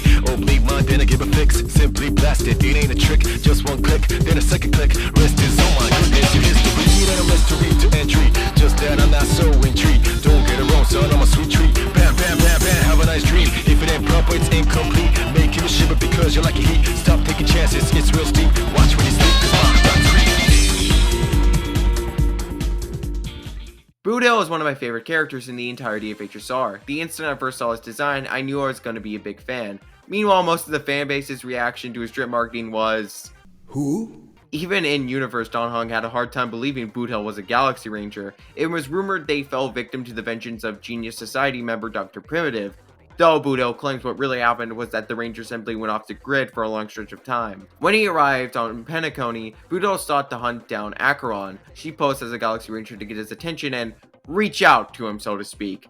Acheron may claim Boothill's affiliation is merely a cover, but it's clear being a Galaxy Ranger must hold some level of importance to Boothill. It's shown in how he went after Acheron and later in the Continuance quest, where he helps fellow Galaxy Ranger Rappa stop one of Dr. Primitive's schemes. With that in mind, it makes sense to start this analysis by going over the faction he belongs to. The Galaxy Rangers are a group of vigilantes who travel throughout the universe to hunt down evil and uphold justice. According to the explanation Boothill gives to Don Hung, the Rangers barely follow the conventions of a typical organization. While they all follow the path of the hunt, each Ranger carries their own sense of righteousness. The Rangers rarely communicate with one another since they all work rather elusively. What unites the Galaxy Rangers as a collective is a fundamental bottom line. Never bully the weak. Never kill the innocent. As long as a Galaxy Ranger can manage to never cross that line, they're free to operate however they please. Although they may not act much like a group, the Rangers do take pride in their faction's name and values. If a Ranger were to fall below that bottom line, or someone were to lie that they're a Ranger, they'll be quick to enact vengeance on them. They also have burial artifacts, shine off a light to signal the fall of a hero who honorably served the Galaxy Rangers. Rangers from across the cosmos will follow that light, driven by a shared purpose to uphold justice and not let a hero die in vain. All the Galaxy Rangers are people who volunteered to be part of the group. They aren't chosen by an eon or scouted by already existing members. With that in mind, why exactly did Boothill volunteer? The answer is revenge. Boothill was an orphan baby, crying while lost in the snow of the planet Aragon Efersol. I hope I pronounced that right. The baby was fortunately found by a pair of cowboys named Gray and Nick. The two men would adopt the baby, loving and protecting him as equally as all the other kids under their care. From his two fathers, Boothill learned to be a cowboy just like them, gaining status and respect as he grew older. One night, Boothill found a baby lost and alone, just like he was. Following in his parents' footsteps, Boothill would adopt the baby girl and bring her home with him. Boothill's time of happiness would come to an end when the IPC's marketing department visited his planet and began stripping it of its natural resources. The IPC were way more technologically advanced compared to the people of the planet, so the armed guards easily wiped the floor with and killed many of the natives when they tried to fight back. Boothill sought to find the head honcho who started this conflict, hoping to bring things to an end. To do so, he stole an IPC worker's uniform and snuck onto the ship at night. When he reached the core cabin, he saw the figure of a man telling his subordinates to use military force and, quote, bring civilization to this world. With a shiver going down his spine, Boothill ran off the spaceship. Just then, the IPC began raining down cannon fire and scorching the land black. By the time the cowboy returned to his home farm, it had been set ablaze. Gray, Nick, his foster siblings, his daughter who had just learned to walk, all burned to nothing but ashes. The horrific sight he witnessed that night would be a scar forever carved onto his soul. Boothills are cemeteries in the Wild West that were the burial grounds for gunslingers, those who violently died with their boots on. After his home planet was bombed by the IPC and everyone he loved died, he deemed himself a dead man walking, which is why he gave himself this specific name. We don't know what his original name was, but according to his first character story, it meant loaded gun in the ancient language of his planet. The IPC would cover this incident up, reporting an unknown disaster struck the land, and would use the black ore of the planet to develop and sell devastatingly powerful weapons. But Boothill knew the truth. What he needed were the means to make the corporation pay. That was what led him to volunteering to be a ranger. As described in his third character story and in his signature light cone, he briefly experienced death before being born anew as a cyborg. He miraculously survived the operation, one that the doctor claimed most who underwent died in the process. Boothill ironically claimed he made it through since he already kicked the bucket a long time ago. What actually keeps him tethered to the world of the living are strong emotions, which have never dissipated even after the loss of his human body. It was his unforgettable hatred towards the IPC in particular that served as a light that guided him out of such a dark limbo. It's on the topic of his hatred that I want to bring up Rappa's nickname for him. Rappa calls her fellow Galaxy Ranger Silver Gun Shura. Shura is a Japanese alternative to the name Asura. Now what an Asura exactly is depends on the mythology, but typically the Asura are portrayed as violent demons or are commonly associated with all types of negative emotions, the most common one being rage. Fudge, two of the meanings of the name Asura are demon and anti-god. Goes to show just how prominent vengeance is in Boothill's characterization. However, in Japanese Buddhism, the Asura take on a more positive role. They were reimagined as more guardian deities who still have their fierce characteristics, but wish to be heralds of peace and compassion. This fits Boothill, as his desire for vengeance does fuel his efforts as a vigilante working for the Galaxy Rangers. As a Galaxy Ranger, Boothill constantly attacked and avoided the plans of the IPC, especially the Marketing Development Department. The ultimate target of his revenge was one man, the man who led the charge against his planet, the head of the Marketing Department, Oswaldo Schneider. However, no matter who Boothill went after and what info he could find, he couldn't get a single solid lead of Oswaldo's whereabouts. The primary reason Boothill went to the planet of festivities wasn't to hunt down Acheron, it was to tail the IPC. His goal was to find members of the IPC who also had a disdain for the corporation and or Schneider, having them work as inside men to gain more solid info for him. And he seems to be a good judge of character to strike a deal with Aventurine, the IPC member whose life was also ruined by an event that Schneider had a hand in. Boothill joined the Galaxy Rangers because it was the only option he had left. His loved ones were all taken from him without a shred of remorse. He has nothing left to truly live for. As long as he follows the bottom line of never bullying the weak or killing innocents, he can do whatever he wants. Through being a ranger, he can freely pursue his revenge. And of course he'd never cross that line of morality. If he did, he'd be no better than Oswaldo and the IPC. Fork Oswaldo Schneider. Me and my partners hate Oswaldo. This part of the video is where I really want to focus on what we learn about Boothill in the continuance quest in 2.6, because his character gets fleshed out a great deal here to make up for his lack of screen time in the first storyline. His portion of the story puts emphasis on a specific brand of justice. We get our first insight into it with this conversation with Robin during Reservoir Monkeys. I don't give a rat's behind about people doing good or evil. Whatever's about to unfold in that little club full of Sherpa brains is no different from the usual stuff I do elsewhere. Things ain't gonna be pretty, but justice will be served. And that's all I care about.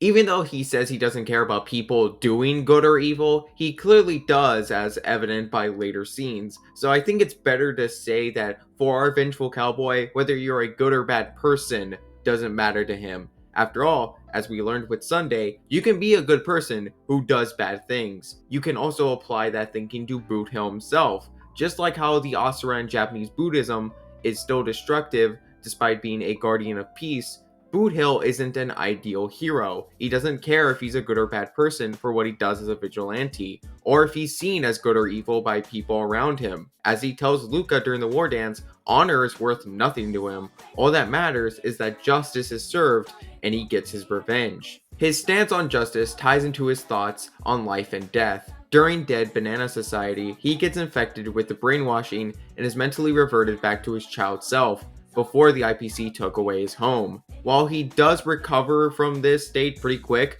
what he says while childlike shines a light on beliefs he's held since he was little. The people of Aragon F-Arcel believed death is the fairest form of grace. It keeps the pure-hearted pure and brings evil to an end before they become even worse.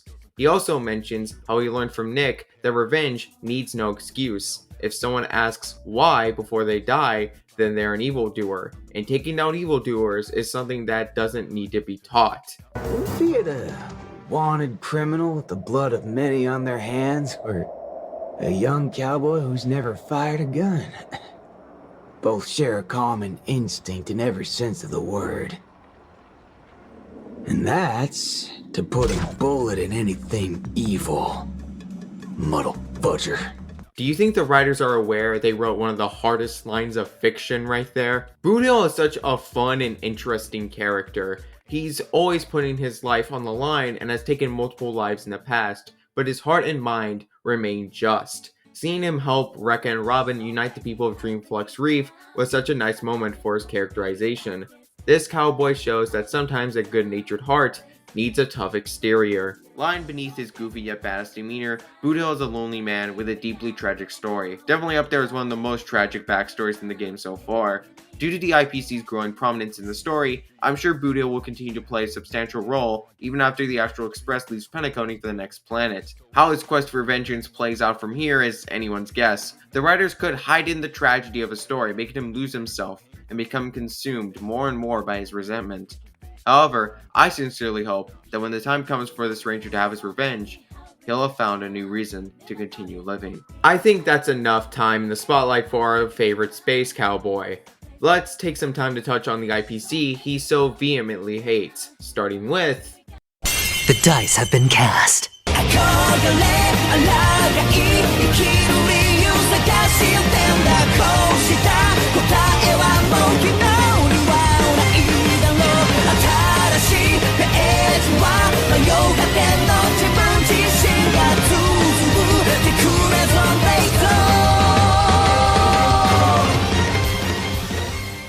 Aventurine is one of the most interesting characters in all of Star Rail. I was initially pretty indifferent for what we got of him in 2.0. I wasn't expecting it to only take one chapter for him to immediately become a character I very much love and enjoy. 2.1 was the first time the story included POV switching, and it was used to fantastic effect in this instance by giving Aventurine the spotlight. By the end of Penacony's second chapter, Aventurine is a fully fleshed out character and goes through a satisfying arc. Aventurine's defining characteristic is his luck. Case in point, the quartz his codename derives from represents auspiciousness. He is both the luckiest and unluckiest person alive, In that way, he's similar to Nagito Kameda of Danganronpa fame, and I know I upset a lot of people by making that comparison. A walking contradiction who has the look of the gods, yet experiences a living hell for every miracle, bringing rain to a desert planet when he's born, only to lose all his loved ones. Gets branded as a slave and is sold off, but killing his master ends up leading to him meeting Jade, who gives him a new life with tons of wealth and status. It even manifests in small ways, getting what he claims to be the luckiest room in the hotel, only to give it away as part of a deal. His luck allows him to win every game he plays, but always fails to safeguard him from tragedy. In the youths who chase dreams, he requests the Trailblazers' help. As the representative of the IPC on Penacony, he seeks to get his hands on items that once belonged to them. After all, Penacony was once a prison planet owned by the IPC. It's through this investigation of Penacony's secrets that we see just how big a schemer Aventurine really is. No matter how lucky you may be, you always need a good poker face to truly win a game. In Double Indemnity, the first quest where you switch to Aventurine's point of view, you see him and Dr. Ratio have a meeting with Sunday. To detail Aventurine's whole scheme, he wants to get his cornerstone into the dreamscape, but it will be taken away from him by the staff due to it being a weapon, and so he devises a plan to hand off Topaz's cornerstone and hide his stone in a bag of normal jewelry. Predicting Sunday will figure this out, which he does through Dr. Ratio, Aventurine adds another layer to the trick. He breaks his cornerstone and hides it as little pieces within the bag. He also puts Jade's cornerstone in the bag, banking on the two stones looking similar to confuse Sunday. He had to do it in this specific way to fool Sunday and get his actual cornerstone into the dreamscape.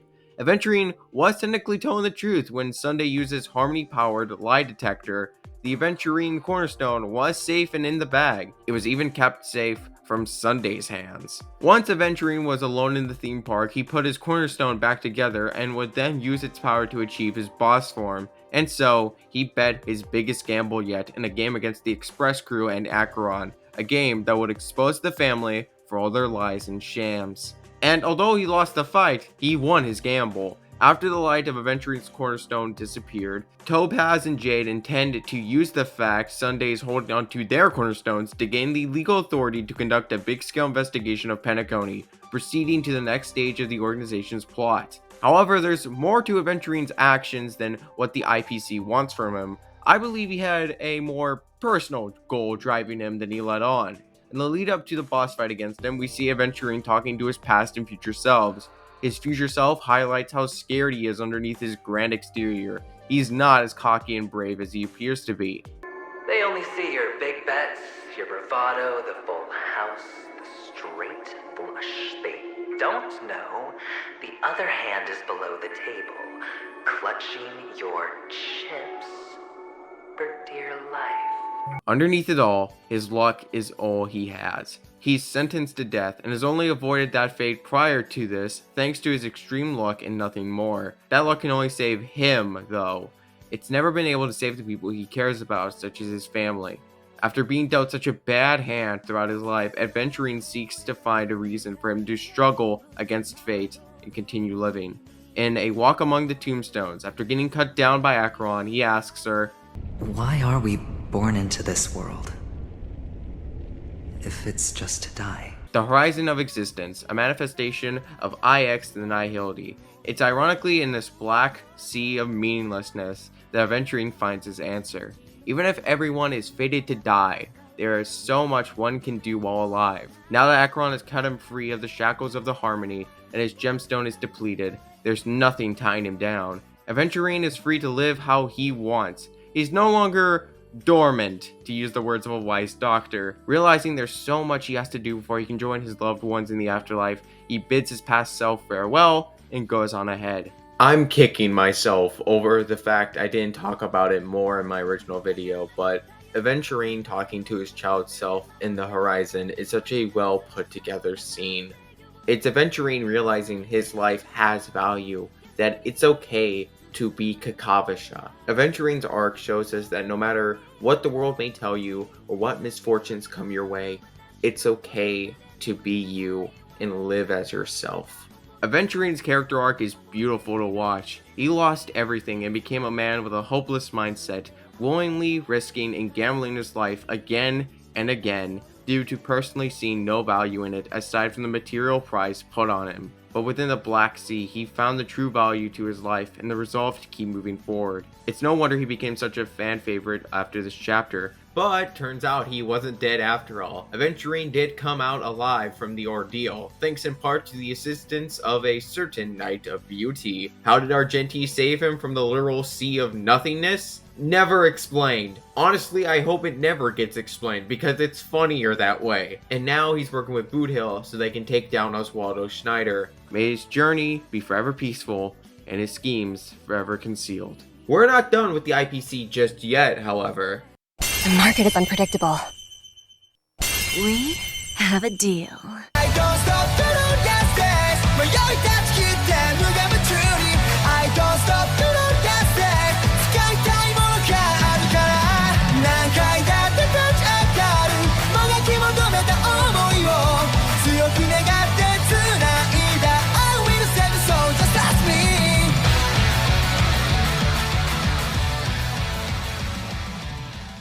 Another 2-for-1 deal this time. Let's begin with Topaz, since we met her prior to the Express Crew's arrival on Penacony. Her introduction was in the 1.4 Trailblaze Continuance quest, Jolted Awake from a Winter Dream, where she arrives on Eurilo 6 to collect the planet's debt. Accompanying her is her personal group within the Strategic Investment Department, the Special Debts Picket Team. True to their name, they specialize in debt collection for planets that owe money to the IPC. The Trailblazer and March come to learn that many years ago, when the Stellaron descended onto the planet, investors from the IPC provided the architects with funding to build the giant walls around Belobog, which helped the city survive the snowy disaster that was to come. That same funding was also used for the development of the automaton robots we see in the underworld. The IPC believed life on Eurilo 6 died out due to the planet losing connection to the rest of the galaxy. It wasn't until the Express Crew took down Kokolia that the IPC found out there was still civilization on the snowy planet and reinstated the debt. Due to how long it had been since the initial loan was taken out, the interest had skyrocketed. The only way Bronya would be able to pay off such a huge sum would be to sign a contract that would give ownership of the planet to the IPC. That would also make every person on the planet an employee of the corporation. In return, they promised to help Eurilo 6 return to its former glory. Topaz describes in a letter to Bronya how her planet was once offered a contract with the IPC. Before then, it was a resource-poor planet with a harsh environment due to all the chemical manufacturing. The air got so impure and dangerous to breathe in that the inhabitants had to wear respirators just to safely go outside. After her home planet signed a contract, it took only a few years for the IPC's technology to fix every environmental issue.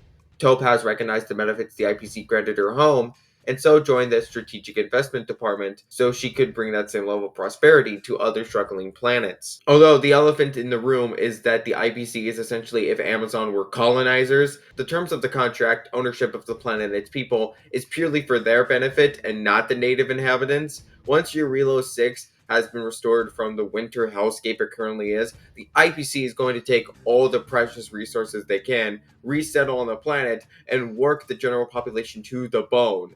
All while using the excuse that the planet is their property in case anyone complains. At the start of the continuance quest, Topaz is stubborn in her belief that the proposal she's offering Bronya is the only good course of action to take. If it saved her planet from certain doom, then it must be helpful to every planet with environmental or societal issues. She also seems to place too much importance on something's monetary value.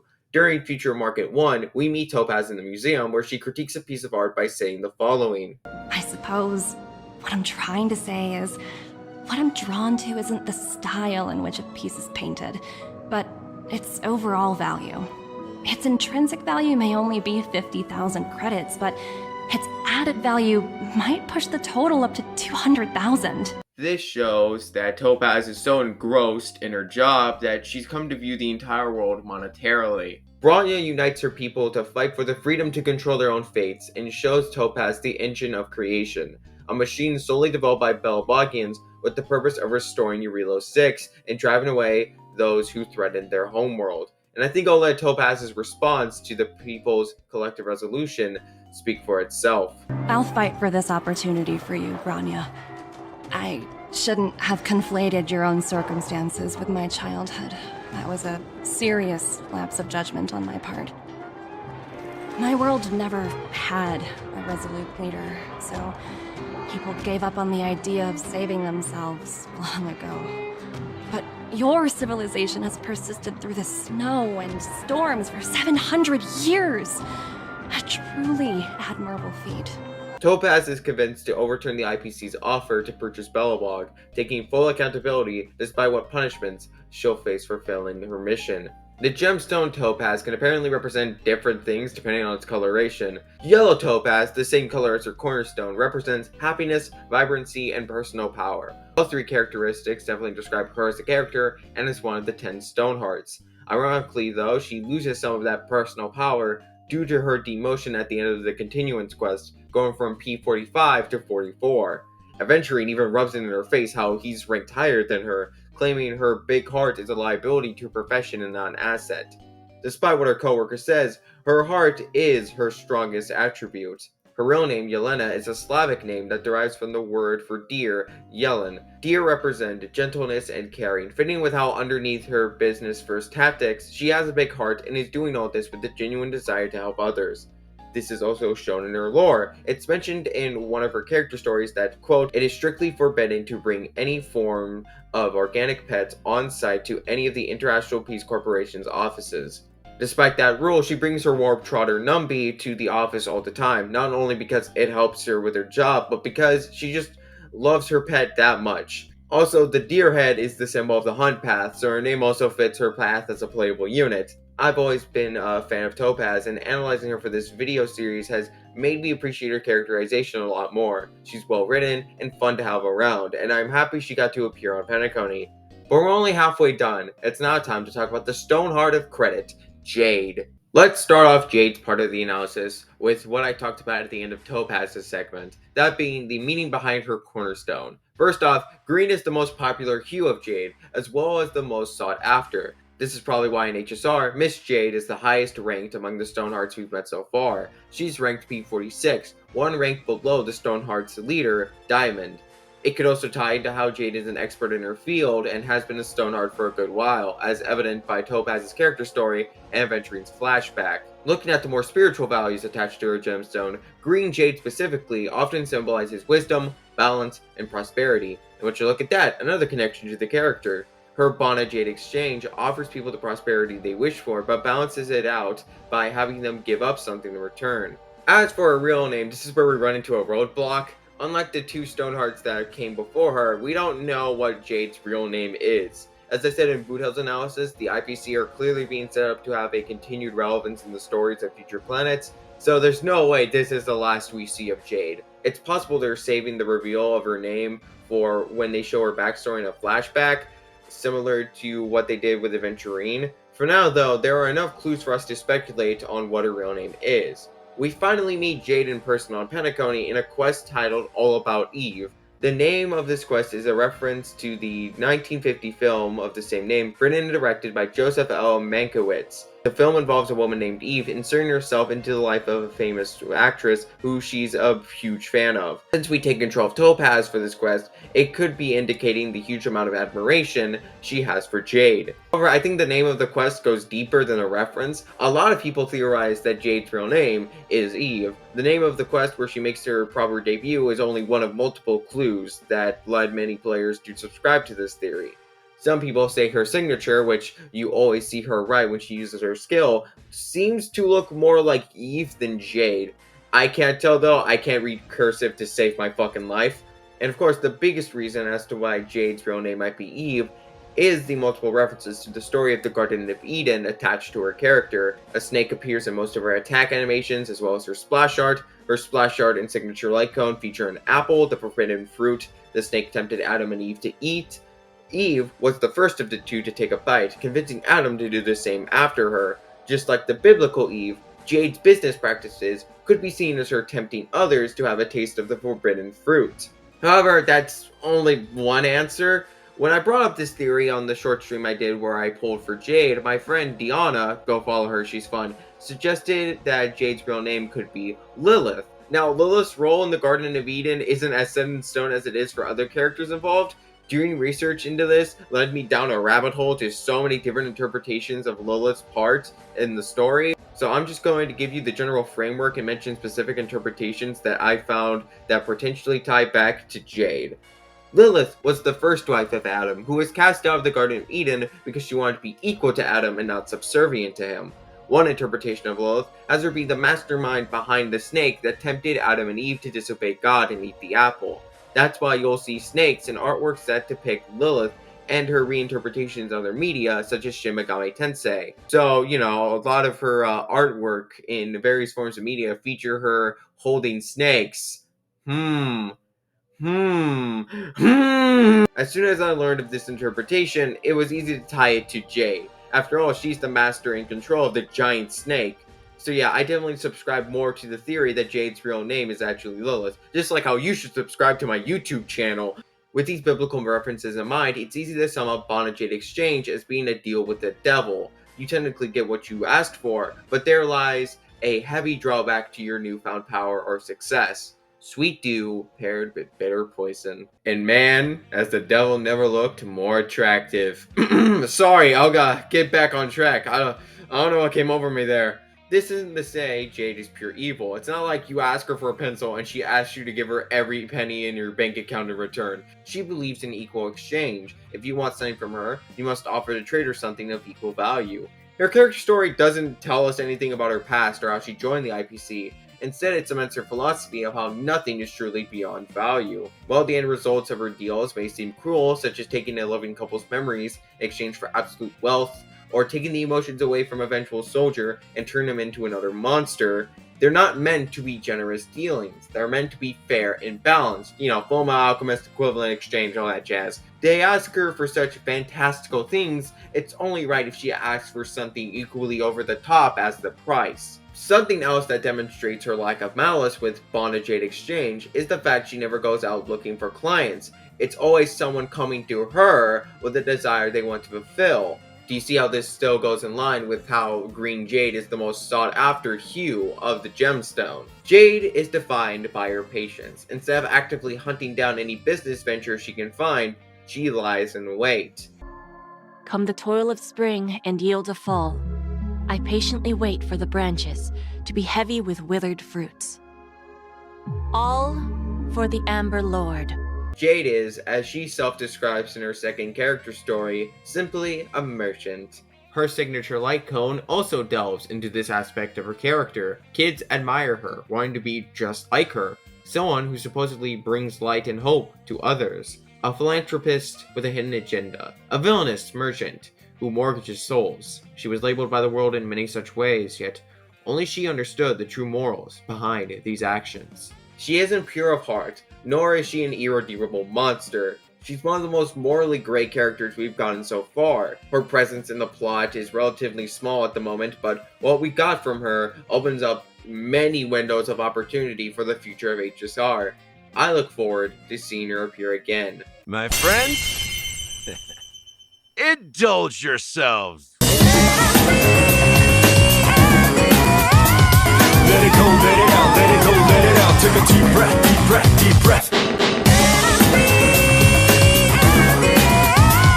Lay low, lay high, lay low, lay high. Clear your heads now, watch a peek.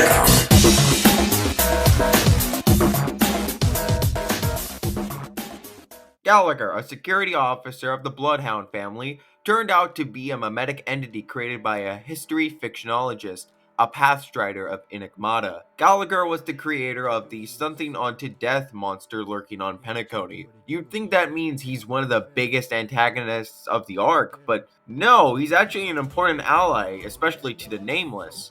I'm getting ahead of myself though. Let's back up and explain the path of Enigmata. The Eon of this path, Mythos, directly opposes Nous the Erudition. Specifically, they challenge the certainty of the knowledge provided by the supercomputer. One of the biggest factions of the Enigmata, the history fictionologists, also oppose the Memo Keepers of Remembrance by fabricating and destroying the local history of the planets they travel to. They're basically your average Twitter user in that they spread misinformation.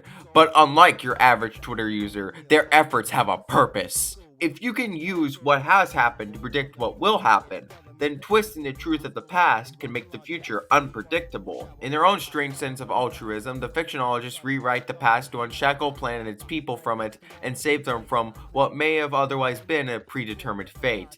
This is what Gallagher meant by the imperfect tomorrow. It's better to fight for an imperfect future that holds limitless possibilities than the perfect but fixed and rigid future Sunday provides. Mythos promotes the joy of the unknown and the endless possibilities it gives rise to.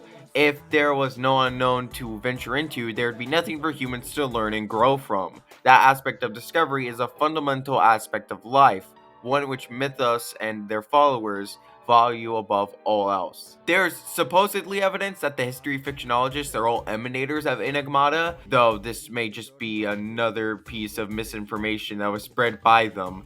However, in the quest Seabiscuit, Gallagher explains he's a virtual character created by a fictionologist, leading me to believe that this piece of info is true, and that being able to create virtual characters like Gallagher is a power possessed by all emanators of Enigmata. In Why Do the Heathen Rage, Gallagher calls himself one of the Watchmaker's children. The quotations around the word children means he's not biologically related to the Watchmaker and that he was adopted by the man. Mikhail outright calls Gallagher his hound when he mentions him to the Astral Express. It's like how a lot of pet owners would consider their pets as their kids. While he's not the creator of Gallagher, he took him in and treated him as kindly as the mimetic entities he personally created, like Clocky. It's also during that same quest where we get the most infamous line of dialogue to come from Gallagher. How old are you now, Mr. Officer? I'm 13.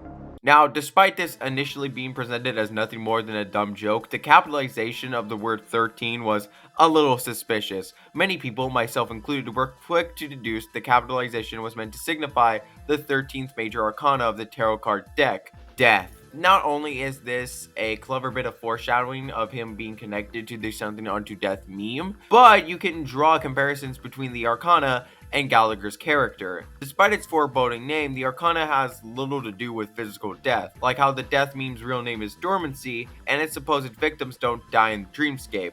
Rather, they're sent to Dreamflux Reef.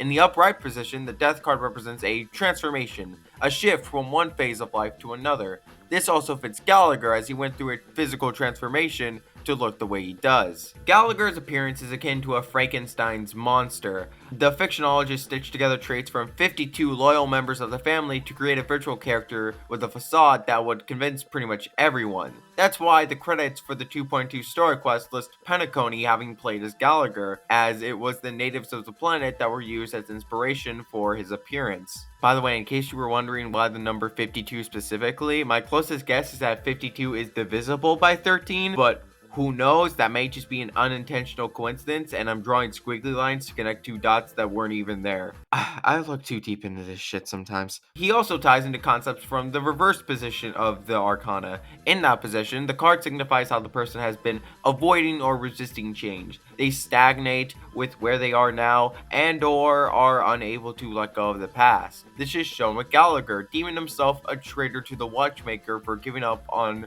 redeeming his name, or how he waited multiple amber eras for the Nameless to arrive on Penacony so he could guide them to the Watchmaker. Gallagher is an Irish surname, which means for and help. While the help part may relate to his duties as an officer or his inability to help the Watchmaker, the foreign part ties into the reveal that Gallagher is not his true identity. In terms of personality, however, the Gallagher mask may not be too far off from the true self. The end of his fourth character story reads as follows: Gallagher is my most genuine lie. Sometimes I can't even distinguish between him and myself. It's possible the answer he gave to Marge had a double meaning, and that he is death, but also he's been Gallagher for 13 years. After over a decade of putting up an act, the line between your real and fake selves would naturally start to blend together like a sour cocktail. And again, this could also be a joke that the Hound, the true Gallagher, is 13 in dog years, which in human years would make him 74? Well, goddamn! What is with old men in this universe and not physically aging a day past 50? Well,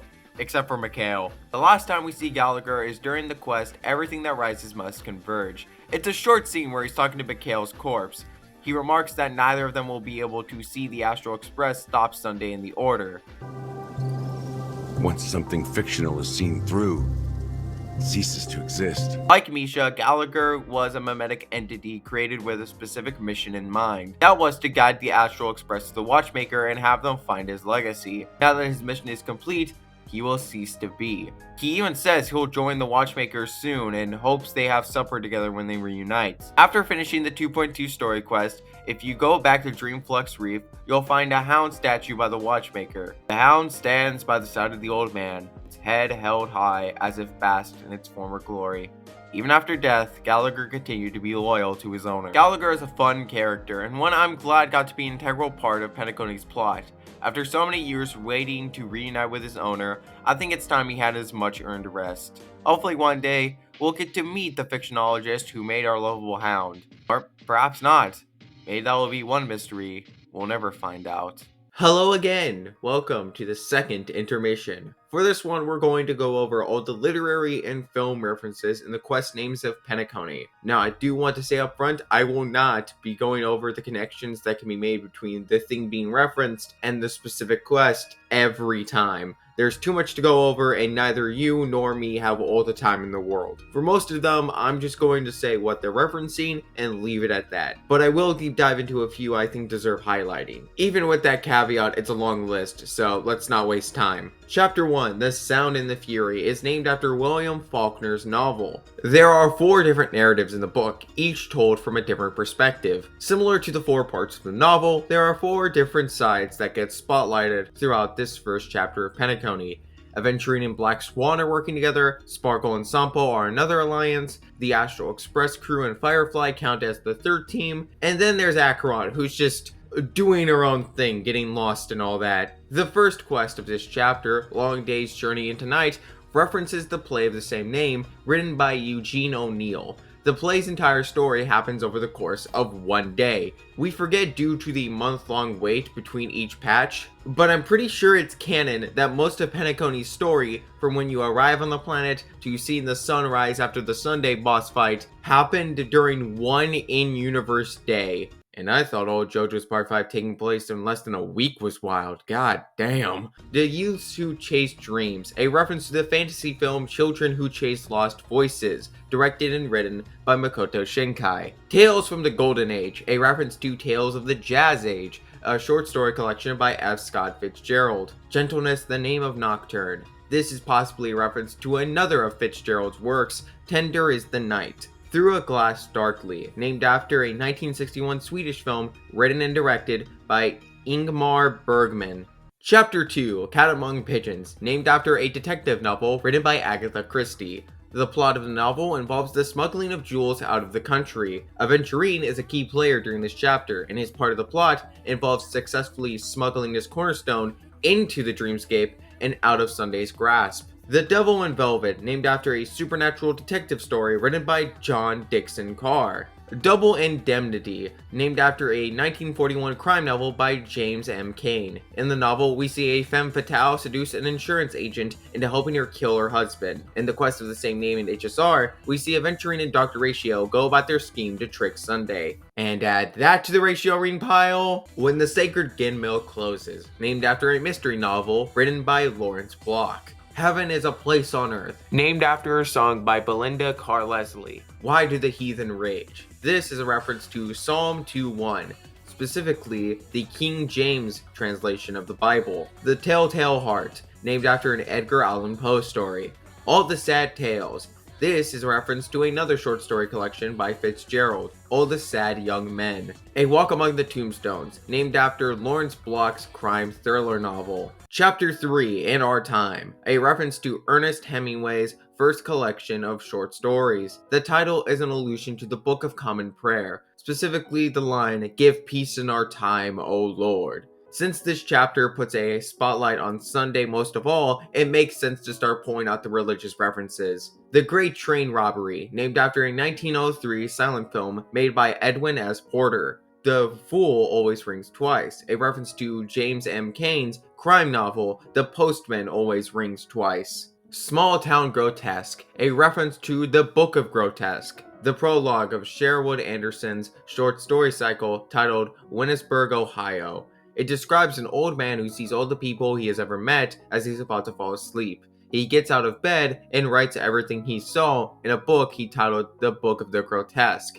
He waxes philosophical and writes about how the world is full of different truths, and that people's lives are distorted when they live by only one of those truths. This is the quest where we end up in Dreamflux Reef, the true form of the dreamscape. Most people's view of the dreamscape is distorted by the other zones like Golden Hour. The Public Enemy, named after the 1931 film directed by William A. Wellman. Bullet and Brain, named after an action film that came out in 2007, directed by Kwokman Keong. I'm so sorry if I butchered that name. The Only Path to Tomorrow, a reference to an article written by Ayn Rand. Seabiscuit references the 2003 documentary, which was named after and loosely based on the life of the racehorse Seabiscuit. Maybe the reference is us racing against the clock since the Charmony Festival is about to begin, or maybe this connects to Argenti's sun appearance since a knight on horseback is a symbol of chivalry.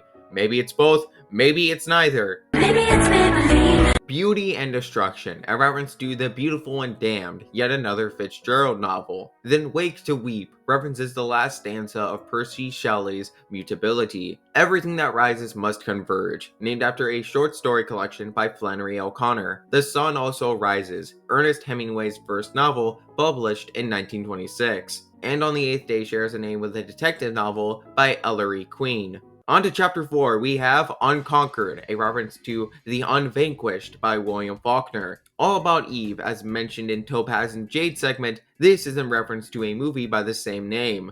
Rivers Run Without Return, a bit of a stretch, but this quest could be named after the 1954 film River of No Return, directed by Otto Preminger. Life is but a drifting dream. Apparently this is a reference that's lost in translation.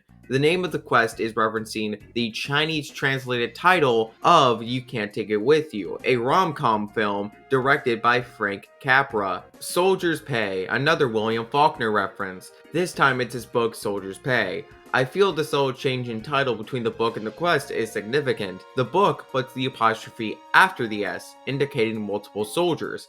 But in HSR, the apostrophe is put before the S, signifying how Firefly is the only Knight of Glamoth still alive. Stranger in a Strange Land, a reference to the 1961 sci-fi novel by Robert A. Heinlein. The novel follows Valentine Michael Smith, a human who was born and raised on Mars, coming to Earth in early adulthood and getting used to ordinary human culture. There are two characters you can connect this general framework to. One is Mikhail. His final stop was Penacony, where he and the other Nameless were integral to forming the society the Planet of Festivities has today. The other character that can connect to this reference is Acheron, who we say goodbye to in this quest. Being an emanator of Nihility, she struggles to fit in anywhere. She's unlike any other emanator, and unlike any other person. To top it off, she says the following near the end of the quest when we say goodbye to her.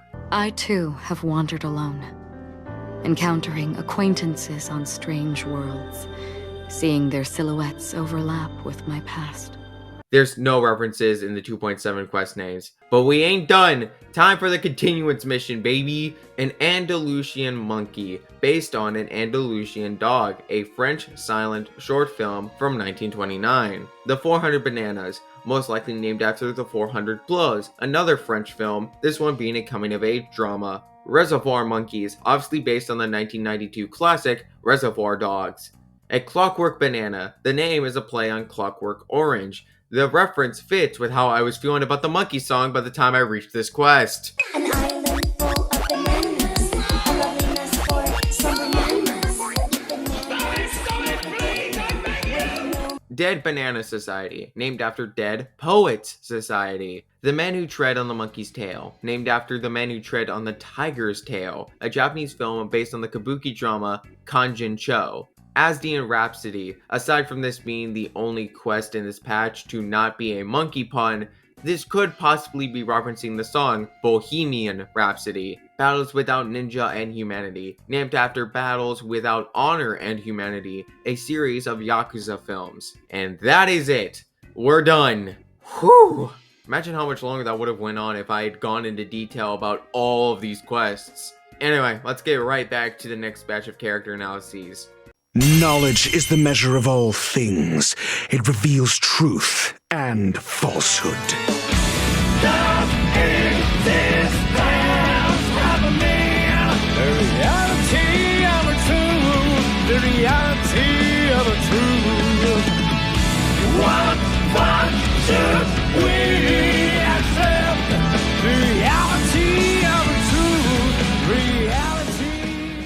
There's a lot you can say about Dr. Ratio. He's intelligent, boastful, brutally honest to a fault, a fan of JoJo posing, etc. Honkai Star Rail won 3 different awards during its first year since launch. To give back to the player base for such success, Dr. Ratio, one of the 2 limited time 5 stars of the upcoming version 1.6, was made free for everybody up until the end of 2.1.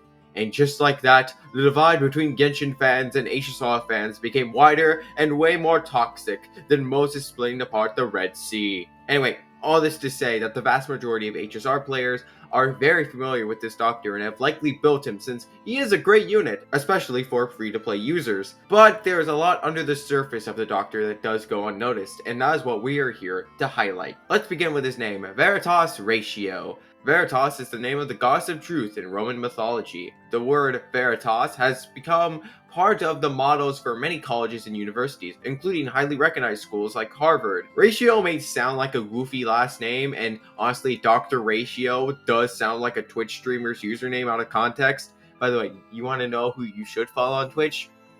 Me, Shiro Matsunoki, link in the description. To take it seriously, ratio can mean 2 things when connecting it to the character. There are mathematical ratios, fitting with his scholarly theme, and the math equations appearing in the air during many of his animations. However, did you know ratio is a Latin word? In Latin, ratio means logic and reasoning, and can trace its roots back to the Greek word logos, an appeal to reason using logically formed arguments. Our famed doctor is always one to bluntly speak the truth, no matter how harsh, and is always inclined to debate with a fellow intellectual, so this surname is rather perfect. To best understand Dr. Ratio as a character, we need to understand the 2 factions in this game's universe that follow the path of erudition, the Intelligentsia Guild and the Genius Society. Dr. Ratio is a member of the Intelligentsia Guild. While the Genius Society only lets certain individuals join their ranks, the Guild lets just about anybody become a member and contribute to their pursuit of all knowledge. The Guild's motto is to circulate knowledge like a type of currency. This certainly falls in line with Ratio's personal philosophy, as he sees foolishness as a disease and seeks to spread knowledge to all life throughout the universe to cure it. The Genius Society, on the other hand, is an entire league above the Intelligentsia Guild. The founder is Xander 1 Kuwabara, the man who built the supercomputer Noose, that would go on to become the Aeon of Erudition. Yes, in the Star Rail universe, even computers can be gods. Sound like in Nier Automata flashbacks. The 83 members of this society that joined after Xander were all handpicked by Noose. Aside from their intellect, there is very little the individual members have in common. The simulated universe is one of the rare times multiple members of the Genius Society communicate and work together. Most of them are antisocial lone wolves, devoting themselves to their respective fields of study and making multitudes of new scientific discoveries. They usually don't share their discoveries to the general population and instead keep it to themselves to continue using purely for their own benefit. There has also been more than one instance of a Genius Society member being an absolute maniac, such as Emperor Rupert, who made an army of Terminators to eliminate all organic life, or Polka Kakamond, or Polka Kakamond, who's been outright stated to have killed multiple fellow geniuses. Since the members are picked by the Aeon of Erudition, and 2 of the members we know of are emanators of that path, it's no wonder the Genius Society as a collective group is seen in such high regard. One person who thought highly of them was Dr. Ratio. He's always wanted to join the Genius Society, but was never selected by Noose. When his assistant at the time gave him a letter from the IPC about one of his latest inventions, he asked them to leave the room. From the other side of the closed door, they heard a grim sigh, followed by self-deprecating laughter. Perhaps he realized he would never be accepted into the Genius Society. Veritas Ratio is a man whose grand ambitions led to crushed dreams. In his companion quest, hey everyone, Editing Shiro here to tell you that I made a mistake. You see, Dr. Ratio doesn't have a companion mission. The questline I was thinking of was part 2 of the Herta Space Station Continuance mission. So just be aware, when I say companion mission for the rest of the video, I'm referring to the Continuance quest. Okay, back to the video. You can sense a bit of jealousy in his interactions with Genius Society members like Screwlum. although that is in part due to the line delivery from his voice actor and his expressions. Watch this little interaction for an example. You are more candid than I calculated. But still behaving within your calculations, no? One last question, Skrullum. Genius though you are, can you deduce why I did this? The ruler of planet Skrullum is indeed well versed in the human mind. It's a pity you're as much in the ivory tower as other geniuses. You still got one thing wrong. It's not unreasonable to think he looks at them and spitefully questions why they were chosen over him. However, I'd like to think him not being offered a spot in the society can be seen as a compliment to his character, not an insult. As I've drawn the comparison between the two factions following erudition, I'm sure you noticed how different they operate and how they go about the distribution of knowledge. The Genius Society tends to withhold the information they find, while scholars of the Intelligentsia Guild are more than happy to talk to the general public about what new discoveries or theories they've made. Dr. Ratio, being a guild member, shows that underneath his arrogant and pompous demeanor, he's a selfless individual at his core. The fandom often mischaracterizes him into a man who flaunts his intelligence to look down on everyone else, when it's quite the opposite, actually. He doesn't view himself as inherently superior to anyone. His character profile outright states he refers to himself as a mundanite, and believes intelligence and creativity are not confined to geniuses. Now, this isn't to say every one of the 84 members of the Genius Society is selfish. Herta is one of the few known members who tend to share their findings and not keep their discoveries to themselves, but they're more of an exception instead of the norm. Dr. Ratio's selflessness is first displayed in his companion quest, although subtly. At the end, it's explained how the researchers who fell victim to Duke Inferno's scheme only received slight spiritual trauma. Ratio stepped in and used Phase Flame to prevent any further damage to those researchers, as well as intervene with the Duke's teleportation. This side of him is further highlighted in his dynamic with Aventurine. In Heaven is a Place on Earth, which takes place after Aventurine's and Dr. Ratio's meeting with Sunday, it's revealed the two were in cahoots the entire time. Part of the plan was to have the Doctor inform Sunday of the initial trick with Topaz's cornerstone, ensuring the Holovian would focus more on that and mistake Jade's cornerstone as Aventurine's. Despite how temperamental and short-tempered he acts when talking to him, going along with this plot, as well as giving Aventurine that scroll containing what he called medical advice, is clear proof that he does have a soft spot for the IPC worker. Aventurine has clearly shown a level of cunning that the Doctor can't help but respect. As Skrullum put it best at the end of the Doctor's companion quest, Veritas Ratio is closer to a medical doctor with an instinct to help and teach others, who simply puts up the act of a cold, detached scholar.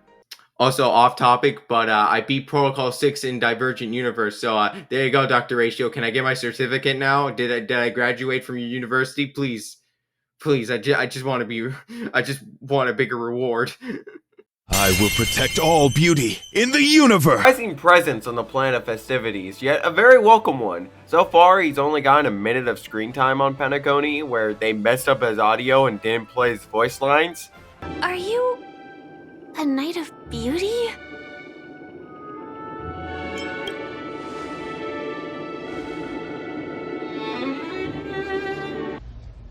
Look how they massacred my boy. But actually, this was perfect for me, because where the hell else was I gonna put him? My initial plan before finding out he was on Penacony was to add him as an honorary member of the Astral Express once I eventually got to their videos, which I don't plan to do anytime soon. The thought of doing a character analysis on Wilt terrifies me. Anyway, I'm thankful I get to talk about Argenti now, especially when he's one of my faves. One day, I'll get you on a rerun.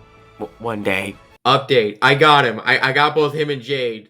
Yippee! So what's there to know about the biggest feminist known to mankind? Well, let's start with the faction and path he's sworn allegiance to. The Knights of Beauty follow the path set by the Aeon Adrilla. The Knights operate mostly in solitude, with each member traveling across the cosmos to praise Adrilla and defend the beauty of the universe from hideous evil. The overall organization is spread so wide that they're divided into multiple guild-like groups, with Argenti belonging to the group known as the Honor Clad. According to him, you can tell which group a knight belongs to based on their armor.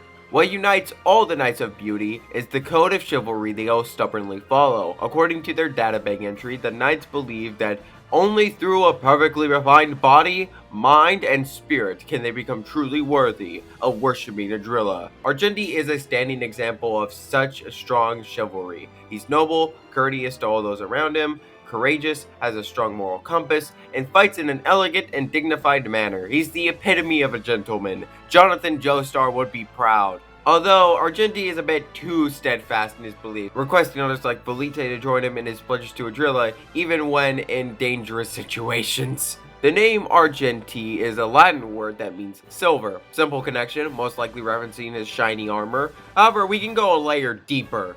His spaceship, the one and only, has a different name in the Chinese text. 稀世难得. This is possibly a reference to the Chinese name for Rocinante, the horse of Don Quixote. When I found this out, I naturally began to draw comparisons between Argenti and Don Quixote. Don Quixote, hey, no! Get that piece of shit off my screen. So anyway, Don Quixote, a fictional character created by Miguel de Cervantes, he started off as a relatively low member of Spanish nobility. He read so many chivalric romance stories until he went insane, making himself into a knight and dedicating his life to bring chivalry back to the world. Similarly, Argenti was a kid whose hometown was ravaged by war. He became the apprentice of an elderly knight of beauty who told him many tales of bygone eras and imparted to him wisdom of the essence of beauty. Argenti learned from the old man that beauty was not only a code, but a way of life. Don Quixote had many people accompany him on his travels. One notable companion was Sancho, a farm worker who gets added to the group as Don Quixote's squire.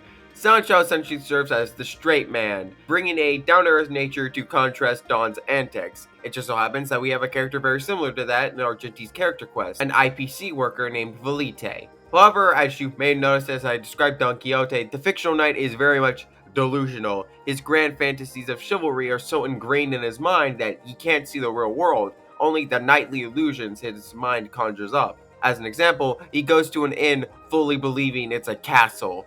Argenti, in his own ways, is also deluding himself with his beliefs in the Eon of Beauty, Adrilla. As Himiko reveals at the end of Argenti's companion quest, Adrilla is likely a deceased Eon. The fact that Adrilla has fallen is tacitly acknowledged by some Knights of Beauty. Naturally, there are others who don't want to believe it. Like the one you met.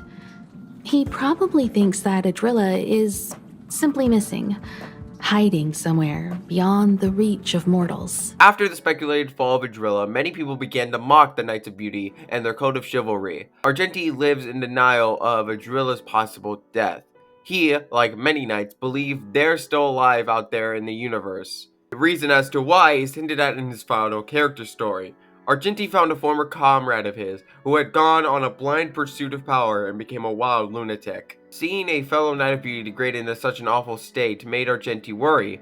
Will he himself succumb to the clutches of the omen of evil? I believe there is a part of Argenti that does doubt if Adrilla is still alive. He describes to us hallucinations he's had during near-death experiences. He'd chase after someone who he thought was Adrilla, only to wake up moments before he would have gotten a solid glimpse of their figure. When asked by the Trailblazer, he admits that while his rational mind tells him what he saw wasn't an Eon, his heart tells him to believe. His heart, his pious faith in the path of beauty, outweighs any of the doubts he has. Without that faith, he'd end up like his former comrade, a bloodthirsty monster. He's the man he is today because of his zealousness, and he doesn't want to lose that. His loyalty to his creed is unmatched. That's why he's always willing to risk his life to protect the innocent and the beauty cherished by Adrilla. It is a never-ending cycle of falling and standing up again. Each time I wander closer to death, it gets me closer to the path the beauty once walked. This is my vow as a Knight of Beauty. One more piece of evidence that leads further credence to this is the in-game description of his boss theme. Thank you to Vermilion6966 for pointing this out in the comments of the original Argenti video. Here's the golden age of the cosmos, where faith and pain intertwine. The only thing he left behind was a pure innocence that became matter by the day. Yeah, he has some screws loose in that head of his, but his innocence is so charming that you can't help but love him and almost buy into his undying belief for a Drilla. In his relatively small amount of screen time, Argenti was well fleshed out and turned out to be one of the most likable presences in the entire Star Rail cast. I'm super glad he got to show back up on Penacony, even if he didn't do much on screen. Time for the master stroke.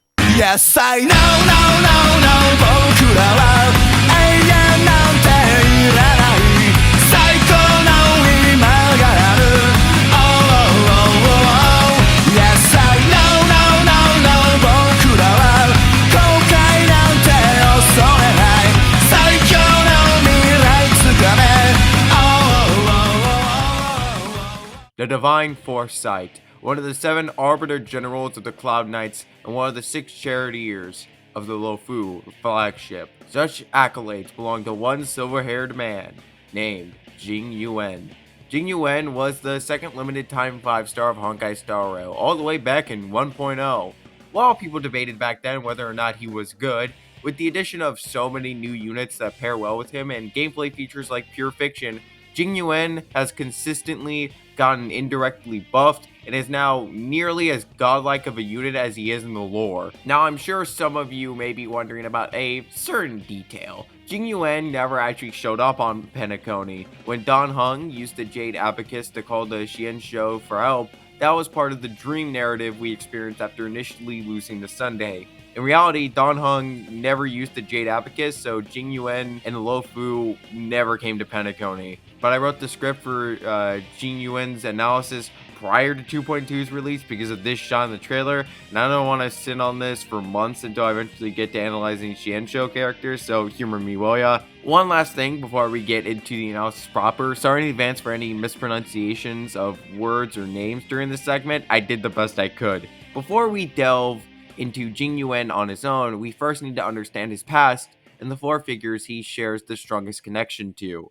So for this first part of Jing Yuan's analysis, say hello to the High Cloud Quintet. The High Cloud Quintet were a group of 5 heroic warriors that each came from a different Xianzhou ship. Their leader was Jing Liu, who at the time was the sword champion of the Luofu. In Blade's 4th character story, Jing Yuan is stated to have been a boy when the quintet formed, so keep in mind for the rest of this story about the quintet that Jing Yuan was the youngest of the 5. They won many battles against denizens of abundance during their time as a team.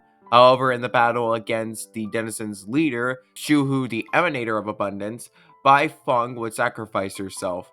Dan Feng would attempt to resurrect Bai Feng using the Transmutation Arcanum, with Yingqing assisting him in that effort. However, this would result in the creation of an uncontrollable draconic monster that brought ruin to Scale Gorge Waterscape. Jing Liu would be the one to slay the beast, but would also be stricken with Mara, a disease also known as the Long Life Curse. Of 5 people, 3 must pay the price. Those 3 are Dan Feng and Yingqing, the 2 who revived Bai Feng into a grotesque beast, and Jing Liu, the one who succumbed to her Mara sickness and went on a murderous rampage. As we see in the animated short titled The Flash, Jing Yuan was the one to finally defeat Jing Liu and stop her, but unable to kill her. Jing Liu would regain some of her sanity after the incident and leave the Xianzhou until the present-day storyline. Yingqing would become immortal and thus suffer from Mara sickness for eternity. After being killed hundreds of times, most of them by Jing Liu's hand, Yingqing would discard his identity and come to be known as Blade. Dan Feng would be executed through molting rebirth. His reincarnation, Dan Heng, would be kept in the shackling prison for the crimes of his past self until he was eventually let out and exiled from the Luofu. He then went on to become a nameless and member of the Astral Express, but would continue to carry the sins of his former life. And then there was one, Jing Yuan. Again, he was the youngest of the 5. His teammates likely served as huge role models for him, and he had to watch as 1 died and 3 faced judgment for their sins and became shells of their former selves. You can hear the pain in his voice when indicting Dan Feng in the Ichor of 2 Dragons animated short. Dan Feng guilty of unpardonable sin. In light of past merit, the sentence shall be commuted to molting rebirth and eternal banishment. The story of the High Cloud Quintet is a tragic one, without a doubt, but at least it ends on a lighter note. The Astral Express and the Stellaron Hunters both end up on the Xianzhou Luofu to deal with the Stellaron that was smuggled onto the ship. Jing Yuan gets to reunite with Blade and Dan Heng. After Fantalia is defeated and the Stellaron crisis is dealt with, Jing Yuan has Dan Heng's efforts recognized and allows the once exiled dragon to come and go into the Luofu as he pleases. And during Jing Liu's companion mission, the 4 surviving members of the quintet are reunited. While some are worse for wear than others, and he wishes things could have ended differently for his former comrades, he's content to see them again and have the 4 of them meet at their usual spot one last time. Despite how his teacher Jing Liu ended up, it didn't stop him from following in her footsteps and becoming a mentor for the next generation of swordsmen. Since Jing Yuan was recruited into the High Cloud Quintet when he was a boy, he didn't see an issue in Yang Qing becoming a Cloud Knight. Yang Qing would become Jing Yuan's loyal retainer, and the general would teach the boy everything he knew about swordsmanship and war. And while he's impressed at Yang Qing's exceptional growth as a fighter, Jing Yuan began to think of ways to restrain the boy's edge, to quote Yang Qing's 4th character story. What Yang Qing needs right now is not more strength, but the ability and experience of curbing that strength, something that can only manifest by the passage of time. I'd like to interpret this thought process as Jing Yuan worrying that if Yang Qing doesn't learn to control his strength, the boy will end up like his former teammates. Another aspect of Jing Yuan we need to look at is the origins of his name. In real-life Chinese history, Jing Yuan was the first-rank title of Cao Hyun, who was the last emperor of the dynastic state Cao Wei during the Three Kingdoms period. Although, when it came to the real-world emperor's title, Jing Yuan was spelled as one word, a great choice to give such a name to a powerful general and leader of one of the Xianzhou Alliance's flagships. I also want to talk about his glaive. There are 2 names for the glaive that I feel are important for this analysis. In English, the name for his weapon is Starfell Reverie. The word reverie is defined as a state of being pleasantly lost in one's thoughts, essentially describing a daydream. The Chinese name for his glaive, 石火梦生, derives from a traditional Chinese poem by Su Shi, a poem which describes life as being but a fleeting dream and sighing at how time flies. While the English name definitely describes Jing Yuan's tendency to doze off, the Chinese name for his weapon expresses the sorrowful side of him that still thinks about the past. This sorrow is heightened when you remember the weapon was forged by blade, so it's yet another reminder of the past. Something else noteworthy to talk about is that Jing Yuan owns a pet lion named Mimi, who shows up in his splash art. His avatar during the Ghostly Grove event is also a lion, so it's pretty clear Jing Yuan is tied into the imagery of lions. While doing some digging for this analysis, I found out that another name for Mimi is Wave-Treading Snow Lion, and his previous pet lion was named Snow Moon. Pretty clearly, Jing Yuan is meant to tie into the symbolism for snow lions specifically. Snow lions are celestial animals from Tibet and represent many things, ranging from power, fearlessness, resilience, victory, and sovereignty. All of these are traits Jing Yuan exhibits throughout his appearances in the story. The resilience and fearlessness to fight his master Infantilia, an emanator of destruction, and the power to achieve victory against both of them. Plus, as we've established through the origin of his name, he's essentially the emperor of the Luofu, befitting the idea of sovereignty. In Buddhism, the snow lion is the protector of the Buddha. This could connect to Jing Yuan being the emanator of the Path of the Hunt, and how the path's Eon, Lan, bestowed upon him Lightning Lord. Jing Yuan is undoubtedly a powerful force and a very reliable ally to have on your side. He was one of my favorite characters to come from the Xianzhou Luofu, and I'm super happy he made a comeback to Penacony, even if his return didn't actually occur. F in the chat, boys. Oh boy, Jing Yuan, I'm sure glad you showed up to Penacony. Well, I am the reinforcement.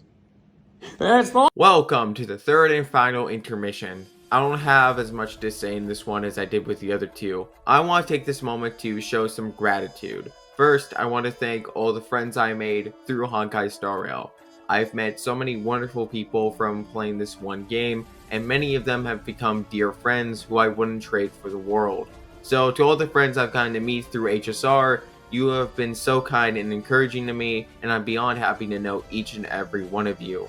Thank you to everyone who watched my analysis videos leading up to this compilation, whether they be within my circle of friends or outside of it. Special shout out to SL Gaming, by the way. He's watched and commented on each of these videos despite knowing nothing about Honkai. He's a true bro. He runs a YouTube channel focused on general gaming content and streams on Twitch almost every day. Do me a favor and go follow him. Before I go on any further, I want to briefly hand the mic, so to speak, to a few other creators who love Star Rail and let them talk about what they enjoy about Penacony. Take it away, gang!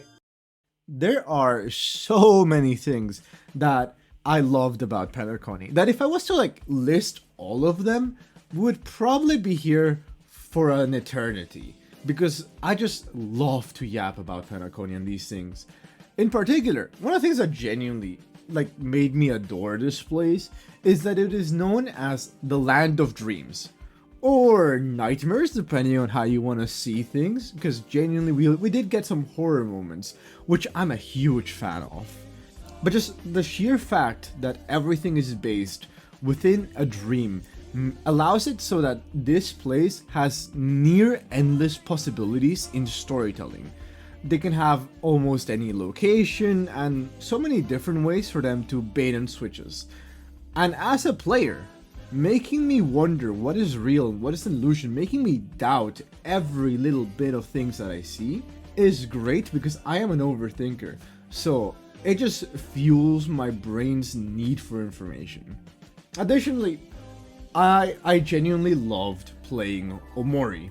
So being able to not only feel like I was sort of playing the game through parts of the narrative as well as the OST just made me so happy. And speaking about the music, right? There are two songs that genuinely still stick in my mind forever, and it's literally one of those moments of the duality of man, because I love how chill and relaxing the music that plays at Dream's Edge is. There's something so peaceful, lovely, and just soothing about wandering around this place with Firefly when we first arrive.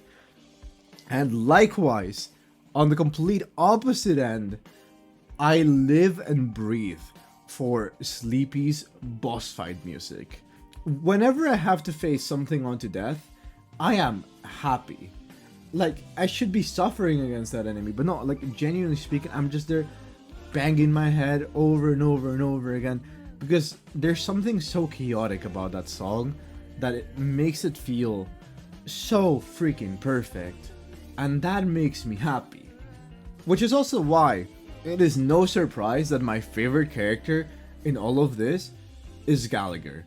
1, because of how he looks, 2, because he actually has a beard, and 3, just look at him. He's a bartender. He's freaking perfect, and he cares for Sleepy, so therefore he is just the best character overall. If you didn't do Scorched Sand Vacation, by the way, you should do it. And if you choose the wrong option, I'm gonna be mad at you. Anyways, yeah, that's pretty much what I wanted to say.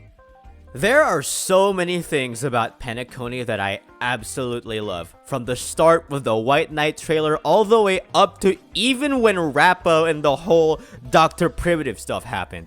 Everything about it, except for the 10 hours of gameplay, was just phenomenal. The music, especially the Robin tracks, No Dazzle Break, is absolutely phenomenal. The character, Sparkle's one of my favorites, but Firefly tops them all. Except for Rappa. Rappa's my most favorite character of all time. If you hurt her, I will strangle you. Believe me, I will. Okay, let's not forget Analyses and Camden's performances as both Firefly and Aventurine.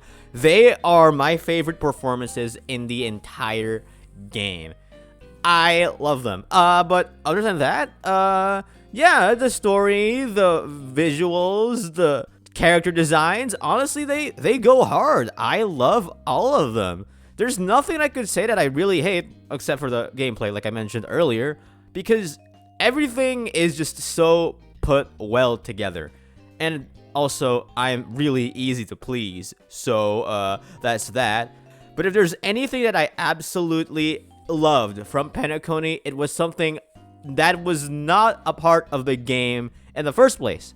It was on the YouTube side of things, because that's when I met Emma for the first time. If you don't know, I Am MMA is a person that makes theory videos on Honkai Star Rail, plays Minecraft as well, part of the One of Us Foundation, which is that Technoblade charity thing. And I cannot stress to you how much meeting Emma has changed me. She is absolutely amazing. She deserves all the love in the world. I remember when I showed up and she only had like 2,000 subscribers. Now she has 10,000. That's crazy. I'm really happy that I got to meet her. And you too, by the way, Shiro. You're awesome, man. We don't talk much, but you have a good heart. You're amazing. You make amazing analysis videos. I don't know if you'd want to make another Black Swan video, but yeah, y'all are awesome. The community is awesome. Everybody's awesome. Honkai Star Rail is awesome.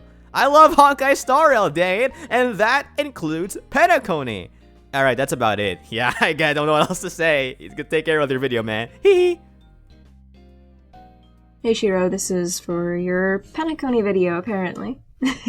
To anyone who knows my content, you already know I'm probably gonna talk about Aventurine. He is just my favorite boy at this point. I love him. And I love him not just because I love the arc that his character took in the game, but it was absolutely incredible to watch. You can tell that they put a whole bunch of work into not just making him a good character that people would like, but there's like actual psychological phenomena in his arc and in how he progresses and how things go. And it's incredible because you've got the childhood trauma coming into play, and you see the Survivor's Guild as he gets older, and it reminded me so much of some of the things that I've been through. You've got him holding on so tightly to his inner child because his inner child was frozen at a specific point in time. We even see the exact moment in one of the Myriad Celestias. I believe it's Inherently Unjust Destiny. And there are a bunch of other things that they put in play too, such as the fact that he tends to take on the persona of the people who are above him so that he no longer feels like he is underneath them, even after they are no longer above him. I am absolutely flabbergasted every single time I look back at all of the work that they put into him, because you can tell he is a very loved character. Someone on that team put a ton of time and effort into making sure that not only was he incredible and compelling, but he was internally consistent on a psychological level. And that has made for a character which is relatable in some of the worst ways, but also is a reminder that we're not alone. And it's beautiful. I don't know if I cried during my first experience of him making peace with his past in the void, but I have gone back and watched that scene several times and cried multiple times because it is just so beautiful. Him finally saying, I am Kakabasha. Him finally saying, I am a child blessed by Gallagher Triclops, because that's what his name means, is the child blessed by Gallagher Triclops. And so him saying that is him saying, I am Kakabasha, reclaiming his identity in that, and it's just incredible. Love him as a character, love Penacony as a location and as a planet, and with everything that the devs did with it, it is amazing, and I can hope they continue to give us more just like that. It's wonderful. Thank you to Mankarsua, The Name's Raf, and I Am MMA for agreeing to be part of this video. I'm beyond honored to get to call these talented people my friends. Go subscribe to them all. If you enjoy my content, you'll definitely enjoy theirs as well. Links to their channels in the description. One last thank you I want to give is to all the new subscribers I got as I upload this series of videos. My channel has experienced insane growth this last year, and I can't fully express how much gratitude I feel. Okay, I think that's about everyone I wanted to thank. Let's move on with the final portions of the video, shall we? Tonight, souls shall embrace. Someday is passing by from the door, like late summer days only fade away. Finding ways through the paper tune, plain all day. Keep my eyes closed. The Sunday is passing by from the door, like late summer days only fade away. Finding ways through the paper tune, feeling me with those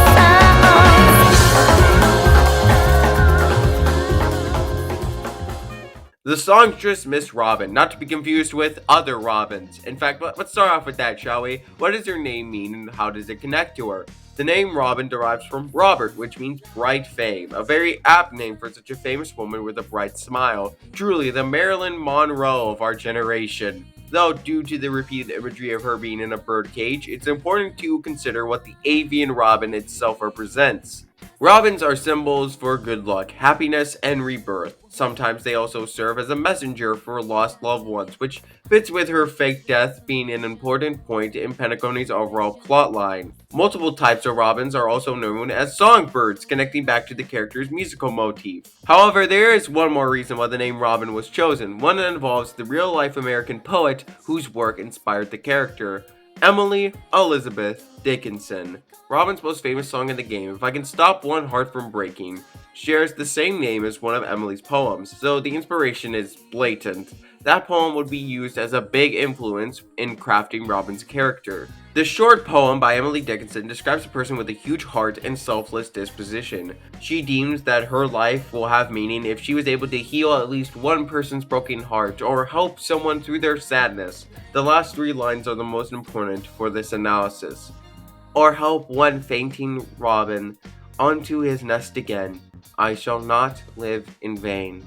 The mention of a fainting robin is likely what led to the character's name, although since the robin in the story was addressed with male pronouns and not female ones, I think Robin the HSR character is meant to be the person who seeks to help people more than the bird. Side note, while doing research for this video, I ended up discovering that another one of Robin's songs is a reference to Emily Dickinson. Hope is the Thing with Feathers, the song that plays when fighting the final phase of the Harmonious Choir, also shares a name with one of her poems. To give a brief summary, the narrator describes Hope as a metaphorical bird that lives within the soul and never stops singing no matter how bad the circumstances. I think it's abundantly clear how this wraps back around to our favorite Hallovian singer topic. We got done analyzing how Robin draws inspiration from Emily Dickinson, mainly her poem, If I Can Stop One Heart From Breaking. But that's one piece of the puzzle here. It's time to analyze her song by the same name. The Hoyo Mix song, If I Can Stop One Heart From Breaking, sung by Chevy, I hope I'm pronouncing that right, describes how shackled and isolated Robin feels and expresses her desire to escape the cage and freely soar like a bird. The lines I want to highlight are particular lyrics from the chorus. Let the clouds heal me of the stains, gently wipe the sorrow of my life I dream. The sorrow Robin is singing about is highlighted in the story of the Concert for Two Light Cone. The first half of the Light Cone's short story describes how, when they were kids, Sunday built a stage for Robin and encouraged her to sing. Their shared dream was for Robin to become a famous singer when she was older. Flash forward to present day, where she is a famous singer, performing for a huge audience atop a dazzling stage. She's achieved her and her brother's dream. But are they still our dreams? She tightened the grip on her microphone. Before the next song began, she didn't even have time to feel sad. Robin is a people pleaser, someone who prioritizes other people's happiness over their own. They're generally super kind, agreeable, and willing to bend over backwards to lend someone a helping hand. Whenever they're sad or upset, they mask it with a smile when around others so as to not bring down the mood. People pleasers also tend to be perfectionists, which Robin most certainly is. Her character reveal post on Twitter has a quote that describes how, no matter what others say, she'll always be demanding more from herself. Not only does this tie into the Emily Dickinson poem that inspired her, but it also connects her to the path of harmony. Robin uses her harmony powers through her singing to help people get accustomed to the dreamscape, as well as quell any misunderstandings and help everyone sympathize with one another. It's literally the perfect superpower for someone who wants to make everyone happy. That's the kind of harmony Robin seeks to achieve. One where everyone can experience joy together and freely chase their dreams. One where no one else has to suffer in loneliness like her. The best summation of her being a people pleaser is the Keeping Up with Star Rail trailer for Robin, where Sunday says the following. She finds more comfort in knowing that her singing brings strength to others than in receiving praise for her singing. Robin's character also connects to the path of harmony through her personal beliefs. The bird metaphor that's frequently reiterated throughout 2.2 is used to establish the conflicting views of the twins. For Robin, she believes in the freedom to pursue one's hopes and dreams. Even if all birds can't fly, they all deserve to live in the sky. Even if there are some people who don't have grand goals to achieve, everyone deserves the same freedom to chase their hopes and dreams. If someone doesn't have the means or circumstances to possess such freedom, other people can share in their pain and help uplift them into the sky with them. In her mind, even the dreamscape of Penacony is a cage of sorts, one that only provides momentary happiness to those who experience it. Whatever issues they were facing in the real world still exist and remain completely unresolved. Once they wake up from the dream, they lose everything that world had to comfort them in their trying times and become miserable. Instead of trying to fix their problems, they use the dreamscape as a means to escape the hardship of reality. They lose the free will to choose their own futures by keeping themselves holed up in the dream world. Even though sweet dreams are nice, they're just illusions. But for him, they're the only way to survive, even if it means giving up on reality. That's not really living at all. Despite how much she wants to escape from her current lifestyle, she can never give up being a singer.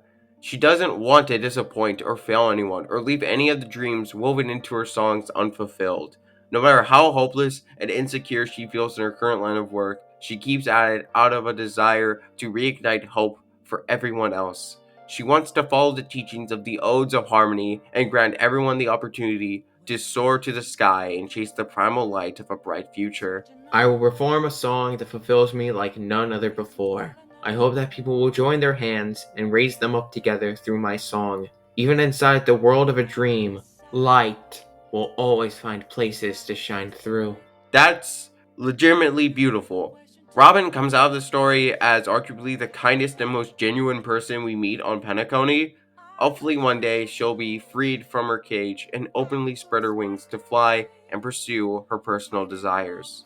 In this mortal form, I will walk with you, watch over you, and guide you on your path. Don't sleep through dreams that can't come true. No more tears shall drop from your cheeks anymore.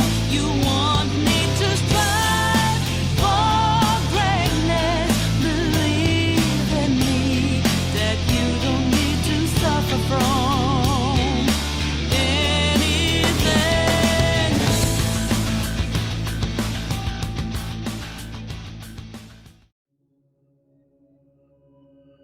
The real was separated from the imagined, and so it was done. And thus all beings were categorized into reality and illusion. They bestowed upon all beings truth. That marked the first day. Sunday is the head of the Oak family, one of the great lineages of the family that follows the path of harmony and its eon, Shipe. The Oak family in particular is in charge of Penacony's politics and the overall management of the dreamscapes, serving as the leader of the 5 lineages. Sunday takes the role as the host and representative of the entire family faction, as well as the organizer for the Charmony Festival, which is undoubtedly a huge responsibility. However, you may have noticed that a common trend among many of Penacony's characters is that they are not who they initially present themselves to be. Sunday is no exception. As revealed in the 3rd chapter in our time, him following the harmony was a facade. His true path is that of order, a path that was once embodied by the Eon, Enna. He's the main antagonist for a majority of Penacony's storyline. Due to him serving such an important role in the narrative, there's a ton to unpack when analyzing his character, so let's not waste any time and dive right into it. They struck the wide white keys and the sun rose. They struck the narrow black keys and the moon rose. Henceforth the universe knew the rhythm of days and nights, seasons and years. And so it was done. They bestowed upon all beings calendar. That marked the 2nd day. In the Christian faith, Sunday is a day of worship and rest, with Easter Sunday being recognized as the day of Jesus' resurrection. Not only is the concept of a day of resting a great name for someone strongly tied to Penacony and its dreamscape, but also the religious origin does fit his vibe as what's essentially a cult leader. I mean, even before the big twist with this character happens, he's the representative of an organization called The Family. What did you expect, really? Welcome to the family, son. It would have been more of a wasted opportunity if they didn't make him this type of character. They're very on the nose about the meaning behind his name, by the way. He legit has a monologue about how every day should be Sunday, i.e. every single day for eternity should be a day of rest. To push this symbolism even further, Sunday's boss form is called Harmonious Choir the Great Septimus. In ancient Rome, Septimus means 7th, tying back again to not only Sunday's own name, but drawing on the 7 days in which Enna constructed the laws of the universe. Before we move on to the next topic, I want to have a short tangent on Dream Master Gopherwood, as his name is yet another biblical reference. Gopherwood was the material used to construct Noah's Ark. In HSR, the Dream Master takes possession of everyone in the Oak family to orchestrate the necessary events for his plans of order to be fulfilled. So I guess the Dream Master is like if Noah could possess the animals he brought on board the boat. Some of the shit I say in these videos, my god. The form and the idea were intertwined, and limitless meanings were born from finite elements. all beings gain their unique symbols. And so it was done. They bestowed upon all beings the gift of language.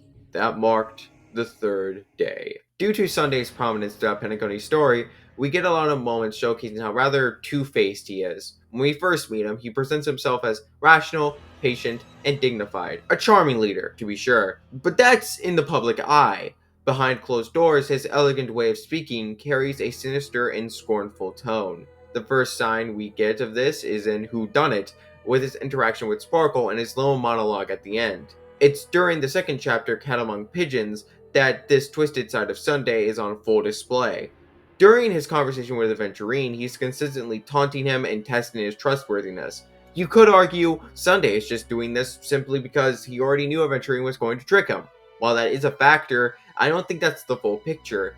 If that's all it was, then Sunday could have instantly pulled the rug out from under Aventurine by showing the 2 cornerstones were in his possession the moment the Stoneheart first brings the topic up. Him feigning ignorance and using his lie detector ability when he knew the truth already was Sunday essentially playing with his food. By the way, his lie detector ability is honestly clever foreshadowing towards his allegiance. Not only is the power to punish someone for lying or deceiving a power befitting the Path of Harmony, but it's also just as fitting to be a power of order, especially when one of the foundations of life Enna bestows to humanity was the ability to discern reality from fiction, truth from lies. As Aventurine's future self, or as I like to call him, Futurine, spells out clear as day, Sunday didn't become head of the Oak family by acting sloppy.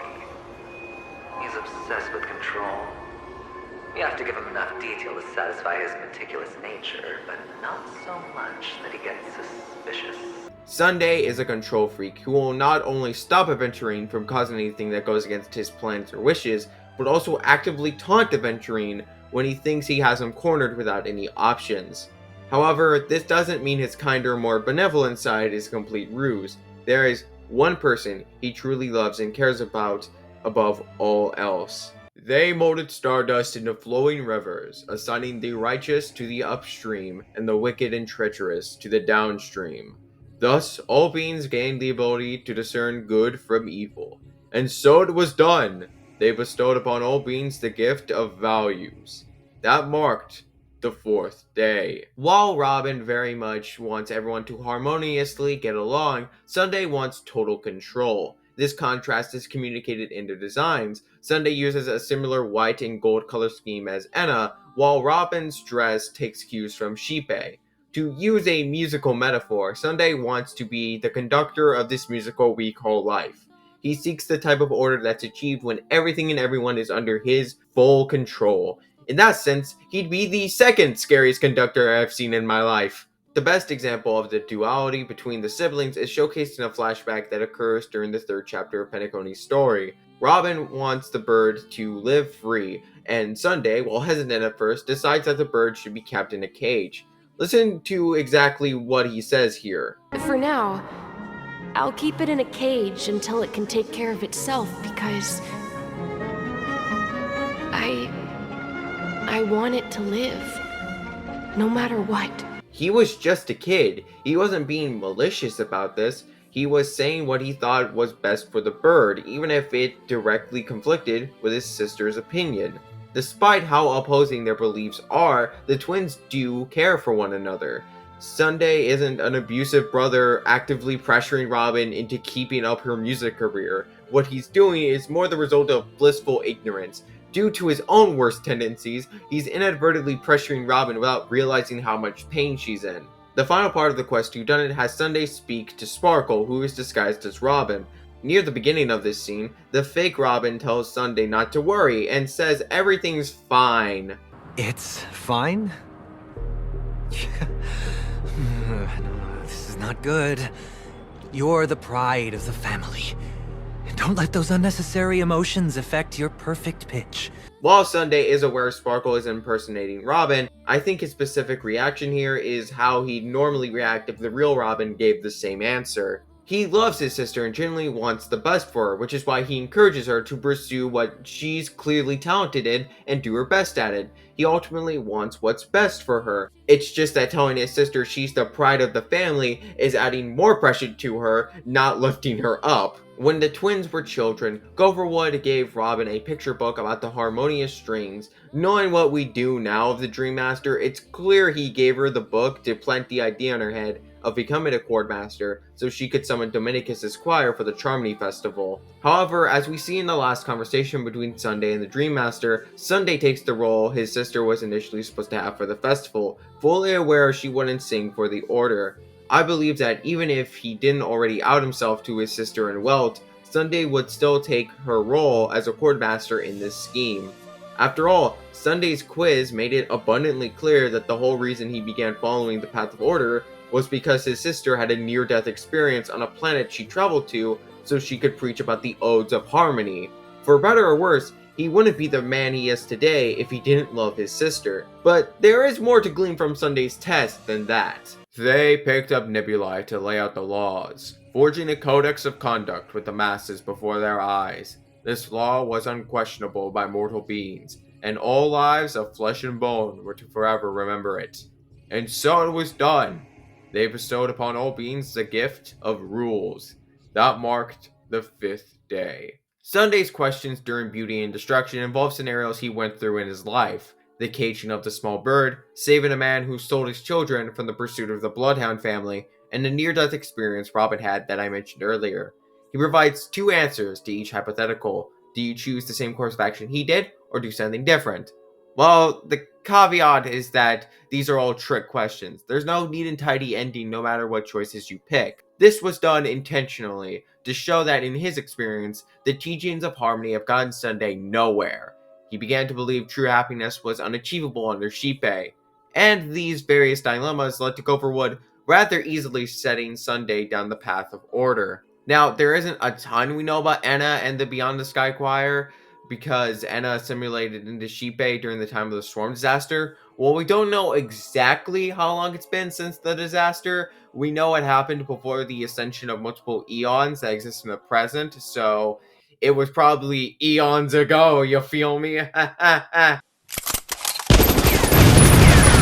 Anna's enforcement of order prevented various calamities across the cosmos and allowed civilizations on many different planets to make huge advancements. Their most devoted followers formed the Beyond the Sky Choir, worshipping their Eon throughout the universe whilst singing holy hymns. However, as recognized by Herta in her entry log about the Eon, Enna's order was not perfect. The civilizations that fervently followed the order's teachings would hit rock bottom and fall to ruin. Enna was very strict with their enforcement of the rules they established, and thus turned the civilizations they saved into nothing more than puppets they would pull around on strings. Heck, we even see this in the design of the Eon. The mechanical body overlooking the cosmos isn't Enna. They're the giant eye behind it. When there are 2 Eons with overlapping paths, the broader path wins the conflict and overshadows the other. Shippei's path of harmony was broader in concept. Order is about strictly following the same set of rules and never stepping out of line. To achieve perfect order, everyone involved must act like carbon copies of one another. Harmony is all about cooperation and supporting one another regardless of personal differences, uniting to achieve certain goals. It's no wonder Harmony won out when it offers individualism, saying that Order's rigid laws do not. That ties into the same argument Robin has against Sunday in the quest The Only Path to Tomorrow. Yes, the dreamscape, just like the law set by Enna, offers peace and conformity, but it removes the important aspect of personal choice. The real world is dangerous, but it allows everyone to pursue their goals with their own personal beliefs. In the first devlog about Nanook and the Path of Destruction, Herta describes the process of one Eon overshadowing another as survival of the fittest. Funnily enough, the same wording is used by Sunday. Survival of the fittest. That's where all the tragedies in the world come from. People come to the sweet dream in Penacony to escape from that reality and find solace. Records of the Sky Choir's reverent music still exists today, but the special phonographs needed to play them no longer do. The last phonograph was destroyed during the Emperor's War, meaning that what's contained on the records is forever lost to time. An eon's death doesn't mean their path and what it represents disappears with their fall, though. Just like how their eon was assimilated into Xipe, what remained of the Sky Choir snuck their way into Harmony's faction, becoming the Oak family. They waited patiently for the day they could draw on the Order's power that still lay dormant in Xipe. Now that we've gone over everything we currently know about the history of the Order, the next thing we need to ask is what Sunday plans to do by drawing power from Enna. They crafted melodies using star clusters, used the grand piano with wide white keys and narrow black keys as the instrument, used the symbols for pronunciation and counting as the musical notes, employed the river that only flew downward as the rhythm, and deployed the codices that laid out laws as the musical style. Thus, harmony of all things were expressed through time and space, as all mortals found their unique place within the universe. And so it was done. They bestowed upon all beings the gift of meaning. That marked the 6th day. Right before your first confrontation with Sunday's boss form, he goes into greater detail what his goals are to the Astral Express crew. It isn't to revive Enna or become an Eon himself. Rather, those are just means to an end. The ultimate goal he seeks to achieve through the festival is to use the power of order to forge a utopia, a perfect dream world where no one would ever have to wake up from. It would be a paradise free from the influence of eons, a paradise exclusive to humanity, as Sunday himself puts it. However, Himeko points out the glaring flaws with his agenda. Is it really a dream exclusive to humanity when it's created and managed by the direct power of eons? Even if you want to argue that while this nirvana is made from the power of eons, Sunday is someone created and he's a human-like species, my counter-argument is the description of his boss form. His third and final phase takes on the name Embryo of Philosophy and gets its own unique description. Using the harmonious choir as a foundation, the power of order and harmony intertwine to form the shell of an egg, within which the newborn god slumbers. Through fusing the powers of two paths, he's becoming an eon-like god himself. Knowing that, the Express's point still stands. There would still be a solitary deity holding absolute power over humanity, taking away their dignity and freedom. In spite of this, Sunday's bit of hypocrisy does not seem to stem from malevolence. He's so heavily rooted in the Order's ways that he doesn't think he's taken away people's freedom completely. In his mind, he's just limiting that freedom to solely provide safe options, nothing that would involve any danger or hardship. He's a control freak and perfectionist who prioritizes safety above all else. It's established in a short flashback that it's been Sunday's wish since childhood to create a dream paradise where everyone can find peace. In one line of dialogue he says to Robin earlier in that same quest sticks out because of this. Someone has to stay awake even in this sweet dream. Sunday has a savior complex. This type of mental state is sometimes referred to as a messiah complex, extremely fitting of his religious inspiration. He feels it's his destiny, his meaning in life, to save and protect humanity. He volunteers himself to be the only one who stays awake, facing the hardships of reality in isolation so no one else has to. While there are multiple people with this complex who try to play the hero for self-serving reasons like fame or praise, Sunday's intentions don't fall in line with those. He doesn't want to be worshipped like a god by the people in the dreamscape. His wish has always genuinely been to help everyone achieve happiness. All had been brought into existence, and then they rested from all their creative work. However, once again, all the beings beseeched Enna, praising them, the magnificent Eon with divine power, but with a tone of curse.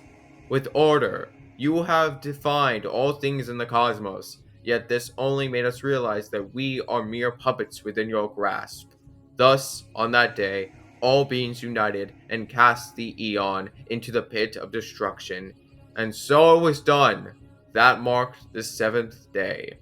All humans rejoiced in a resounding ruckus, and the stars joined them in unison in that moment. Why does life slumber? If you ask Sunday, his answer would be that life slumbers to escape reality. I've been driving this point home multiple times throughout my analysis of Sunday, but to reiterate one more time, he is not evil. He's an antagonist, not a villain. One part of Sunday's philosophy I've yet to address is his belief of self-value. As he describes, those deemed weak have their value stripped of them to make the strong even stronger, and so the strong have the ability to choose the future while the weak can only follow. He believes that it's natural for people to want to escape that world of self-value and find solace in the sweet dreams of Penacony. Through using the power of order, he wants to eliminate any and all kinds of pain. He wishes to save humanity from its inherent weakness and grant everyone equal value to peacefully achieve their individual goals. He wanted to create a world where birds don't need to fly in the sky to reach their desired destinations. Although he took extreme measures, his goal of granting everyone permanent safety and happiness was kind.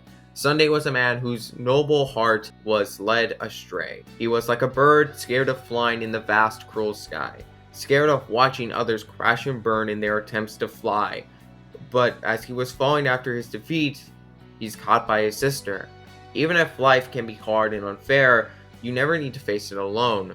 Someone will always be there to share in your pain. Together, we can grow from our struggles and keep moving towards the future, one step at a time. Those delusions and fallacies have been shattered. He wanted to be the sun of the whole world, yet he fell from the sky. Now, do you feel what pain is? Another voice in his heart spoke thus. Yes, and that is what I deserve to feel.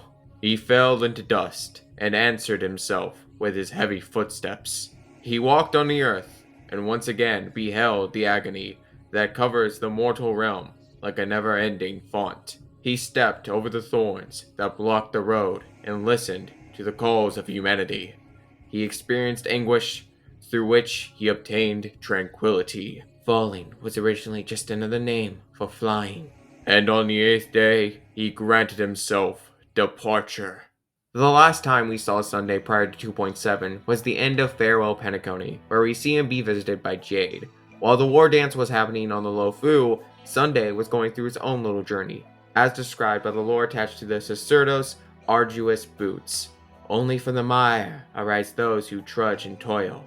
I shall press forward, learning more from my stumbles than my triumphs. Walking has no intricate philosophy. If one path proves impassable, simply veer onto another. With the assistance of a Papeshi named 1 Week, I didn't know we were doing Ace Attorney pun names now, but you know what? I'm rocking with it. Sunday goes around Penacony while using the powers of harmony to disguise himself. His goal during the quest is to atone by removing the after echoes of order, distortions that still linger and cause chaotic anomalies in the dreamscape. After that, he plans to bid his home planet goodbye. Also, can I just say, I love Sunday's new outfit? Look at this, fresh out of jailbird. See guys, I can do puns too. It uses the same color scheme of yellows, blues, and white to symbolize how, like thorny vines, his past allegiance to order will always be a part of him. But now, the colors are more spread out in an asymmetrical fashion. That asymmetry is the most important quality of this outfit, as it visually shows how he's abandoned order and is set down a new path. It's revealed by the climax of the questline that 1 Week wasn't a real person. The Papeshi was actually his halo, which he separated from himself to remain undetected. It adopted a fragmented part of his psyche, taking on the appearance and traits of the him of yesterday, a shadow of what he once was. As Sunday describes, 1 Week is the manifestation of the thoughts and emotions Sunday consciously and subconsciously repressed during his time as the Oak family head. Those repressed traits were tied to his childhood, hence why 1 Week took on such a childish appearance at first. Heck, some of those emotions that 1 Week represents are ones that Sunday still represses now. Sunday finds it hard to express how highly he thinks of his sister and how much he cares for her, but 1 Week has no hesitance in saying it. The showdown between the two Sundays was, above all else, a test to see if Sunday has changed, and more importantly, if he can change. Whether it's us merging or one of us disappearing, I'll leave the tuning to fate, and see if I can embrace all that I detest. Some of the things Sunday detests, as he outright states earlier in this scene, are the very parts of him that comprises 1 Week. Him taking back his halo is a moment of self-acceptance. Yes, he's made mistakes. Yes, he's fallen from grace. But in that moment, he learned to embrace his flaws and move forward with them rather than suppress them in an unreachable attempt at perfection. While on the topic of Sunday's halo, there's one more thing about it I want to bring up. In this scene at the Grand Theater, he tells Welt he believed the light of the Celeron behind the curtain was the morning star guiding him. Then it hit me. Sunday is Honkai Star Rail's Lucifer. No, seriously, let me cook with this. In Christianity, Lucifer was known as the Morning Star. He was the strongest archangel and God's right-hand man before his rebellion and exile. In HSR, Sunday is the head of the Oak family. He was Anna's strongest and most loyal follower, especially after Gopherwood's death. There's the amount of times where Sunday's failures are referred to as him falling, and his separation from his halo is akin to Lucifer losing his status as Archangel and being cast down into hell. Sunday, being a fallen angel, was pretty blatant from his promotional material, but I didn't realize the possible inspiration drawn from the fallen angel until the Morning Star line. It's me, the devil. I'm here to convince you to do sin. Contrary to this inspiration for his character, Sunday is no devil. His bittersweet farewell to Robin illuminates what I've been driving home about Sunday throughout this analysis. She hopes that who he is deep down never changes, because she knows that despite everything he did, her brother is still a good person at heart. Robin has faith that he'll take flight on the right path going forward, a path that leads to their eventual reunion. The two putting together the jigsaw puzzle of the bird is proof of Sunday's resolve to venture forth into the unknown, even with his broken wings. That desire to say farewell to not only Penacony, but also his sheltered views of the cosmos, leads to him requesting to come aboard the Astral Express. To quote his fourth character story, "I will never forget our shared wish to make everyone happy, but now I must embark on a journey to seek fulfillment in the wider world. This is my destiny and my choice." The best way for him to see the beauty reality has to offer is by leaving the birdcage he unknowingly kept himself in all this time. This redemption arc is such a natural progression for Sunday's character. Where his story goes from here is up in the air, but for me, despite him claiming to be unqualified to be a true nameless, I believe Sunday will gain the will to trailblaze and feel as vital to the crew as everyone else. Also, hey, Honkai Star Rail fans, if you really like Sunday as a good-hearted antagonist, I recommend you play Persona 5 Royal. Why? No reason. And now we've saved possibly the best for last. Firefly Type 4, activate! Oh, wait, sorry, that's the wrong song. Hold up, give me a second. Okay, here we go. I will fight for myself until everything burns to ashes!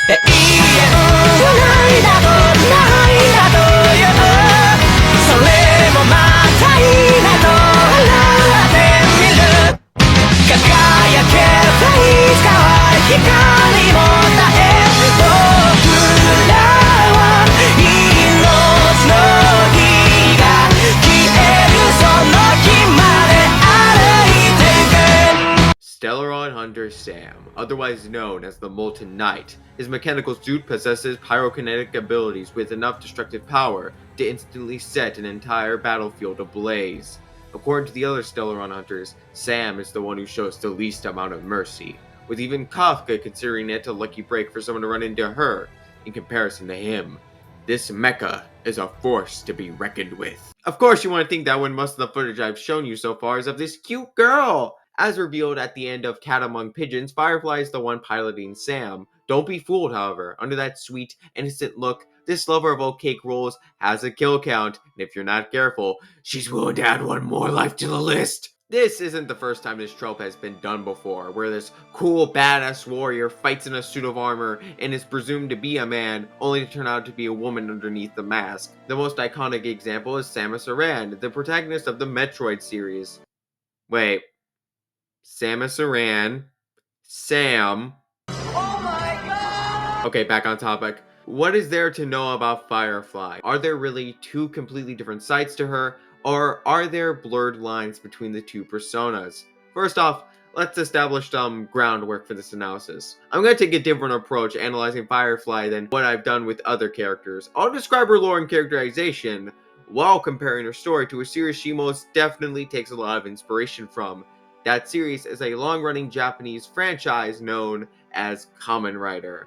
Firefly has a lot of design choices and characteristics that follow the general conventions of Kamen Rider. First off, a lot of Kamen Rider designs have an insect theme. That insect theme is shared with Firefly's name and Sam's wings. Fireflies often serve as symbols to appreciate the smaller things in life. This certainly goes in line with the character's appreciation for the dreamscape, though I'll go deeper into that later in the analysis. While they're seen in most cultures as a sign of hope and love, in Japanese culture, a firefly's light is thought to represent the souls of soldiers who died in war, which is going to be really screwed up when I dive into the lore of the knights. A trend with Kamen Rider and other tokusatsu shows is the masked hero having multiple forms to transform between. A lot of the time, Kamen Riders will have a normal form, an upgraded super form, and or a final form. Sam's equivalent is his normal melee form and his complete combustion state being his final form. I don't know why I'm listing this as a third thing, but the most obvious indicator of this inspiration is that Sam does his signature rider kick as his regular skill. There's often a gemstone placed in the middle of their helmet, meant to visually depict something akin to a third eye. This might have been reinterpreted as the black part in the middle of Sam's helmet. On closer inspection, the white circles at the top can be seen as an eye. Another design choice with the helmets is to have lines around the eyes to signify tears, representing how the rider fights on for the sake of justice and purging evil, despite the physical and emotional tolls it takes on them. The fragmenting of the golden visor around the cyan eyes of Sam's mask could be this design's version of those tears, which matches the tragic life Firefly has had and the suffering she continues to face due to her illness. Something which heightens her suffering is her inability to dream. Sam directly mentions this in the quest The Devil in Velvet, stating they were born unable to dream, and she turned out to be speaking more literally than we first thought. In her voice line about sleeping, she says the following: I don't have the ability to dream, and I need much less sleep than normal people. To touch on this even more, we first need to establish her ties to Glamoth. Glamoth was an empire very technologically advanced for its time. When the swarm disaster occurred, the council ruling Glamoth decided that to combat the legion of insects, they would alter the essence of humanity and create living bioweapons in the form of the Iron Cavalry Knights. They were genetically engineered super soldiers who came right out of the pods ready for battle. Firefly was born without a proper name. She and the other pilots were made synthetically, which is why they have the same hair and eye color. Her original identity was a serial code name, AR26710. Fun fact, this name may not be totally random. They're both important dates relating to the game itself. The first two numbers could stand for February 6th, the release of 2.0, where Firefly made her debut in the story. 710 is July 10th, the final day of Firefly's first banner. The names she goes by now, Firefly and Sam, derive from the full designation of her armor, Firefly Type 4 Strategic Assault Mech. While she wasn't born with a proper name, she was born with a purpose, to fight until she burned to ash. From the moment she and her fellow pilots were created, they were taught many military regulations they must follow. They were told to feel honored they were given life, and loyally followed their raison d'etre until the bitter end. They were taught to fight for Glamoth and its empress Titania. Think about that for a moment. These pilots were created into this world with fatal conditions. It's confirmed by Jade during the quest Soldier's Pay that the higher-ups of Glamoth intentionally gave all the warriors this illness to ensure they wouldn't fall into the wrong hands. And they were told they should be grateful for being given life at all and to spend what little time they had left risking their lives in constant battle. That's so sick and twisted. Glamoth's efforts in combating the swarm would lead to their eventual downfall. The starry night sky was filled with just as many mecha soldiers as sun-eating bugs.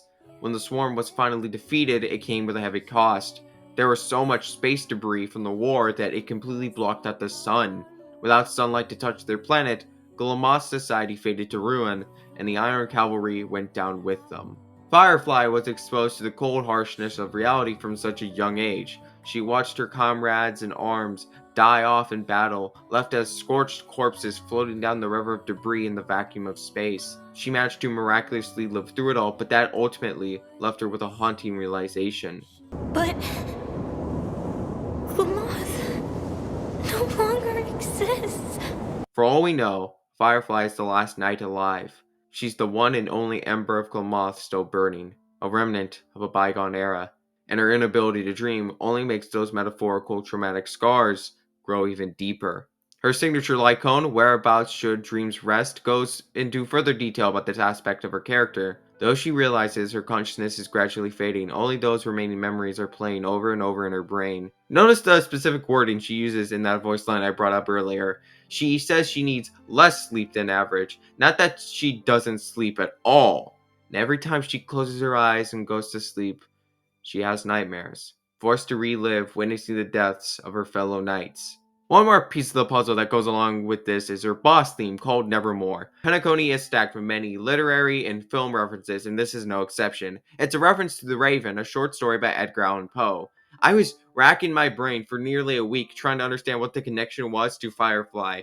Then it hit me. A major theme of that story is grief. The narrator can't move past the loss of his lover, Lenore, and the Raven's one answer, Nevermore, is meant to indicate that the narrator will never overcome his grief.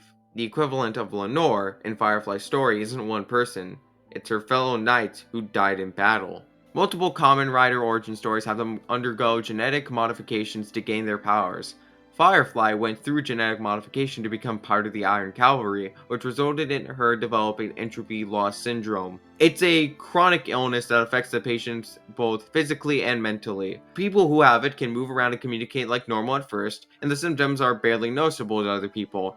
It causes the body to go through accelerated growth once the person reaches a certain age. However, the mind doesn't grow at the same accelerated rate as the body, causing the person to progressively slow down while performing physical activity. They start doing everything slower and slower until the dissociation between body and mind becomes too strong and they mentally shut down, dying a premature death. This illness is why Firefly finds peace as a stowaway on Penacony. In the real world, she's stuck living in Sam, whose cockpit serves as a cold medical cabin that prevents her body and mind from corroding. One of Glamoth's regulations was to never leave the cockpit, so the Myriad Celestia trailer was one of the rare few times she physically got out of her suit. The dreamscape, however, gives Firefly the prime opportunity to have all the fun low-life experiences she never got to have before. Hanging out with friends, playing festival games, even watching the sun rise and set, and all without needing to constantly worry about her symptoms to boot. So although this world isn't real, this experience is priceless. Now that we've had a crash course on entropy loss syndrome, you must be curious how she's lived as long as she has. For reference, the Swarm disaster happened possibly thousands of years ago. This was before the Aeons Nanook and Lon ascended. So how did Firefly live up until the present day storyline? We finally got our answer in her character lore. We see in her animated short that after Glamoth's downfall, Firefly blew up the planet whilst fighting off the remainder of the Swarm on her own. She proceeded to fall into a coma. Not just that, she drifted through space without the SAM suit, so she was cryogenically frozen. She was eventually found by Kafka and Elio, who took her onto their ship and thawed her out of the ice. Kafka greeted Firefly with a kind smile and offered the little warrior a spot on the Stellaron Hunters. And with that, the group had gained a new member.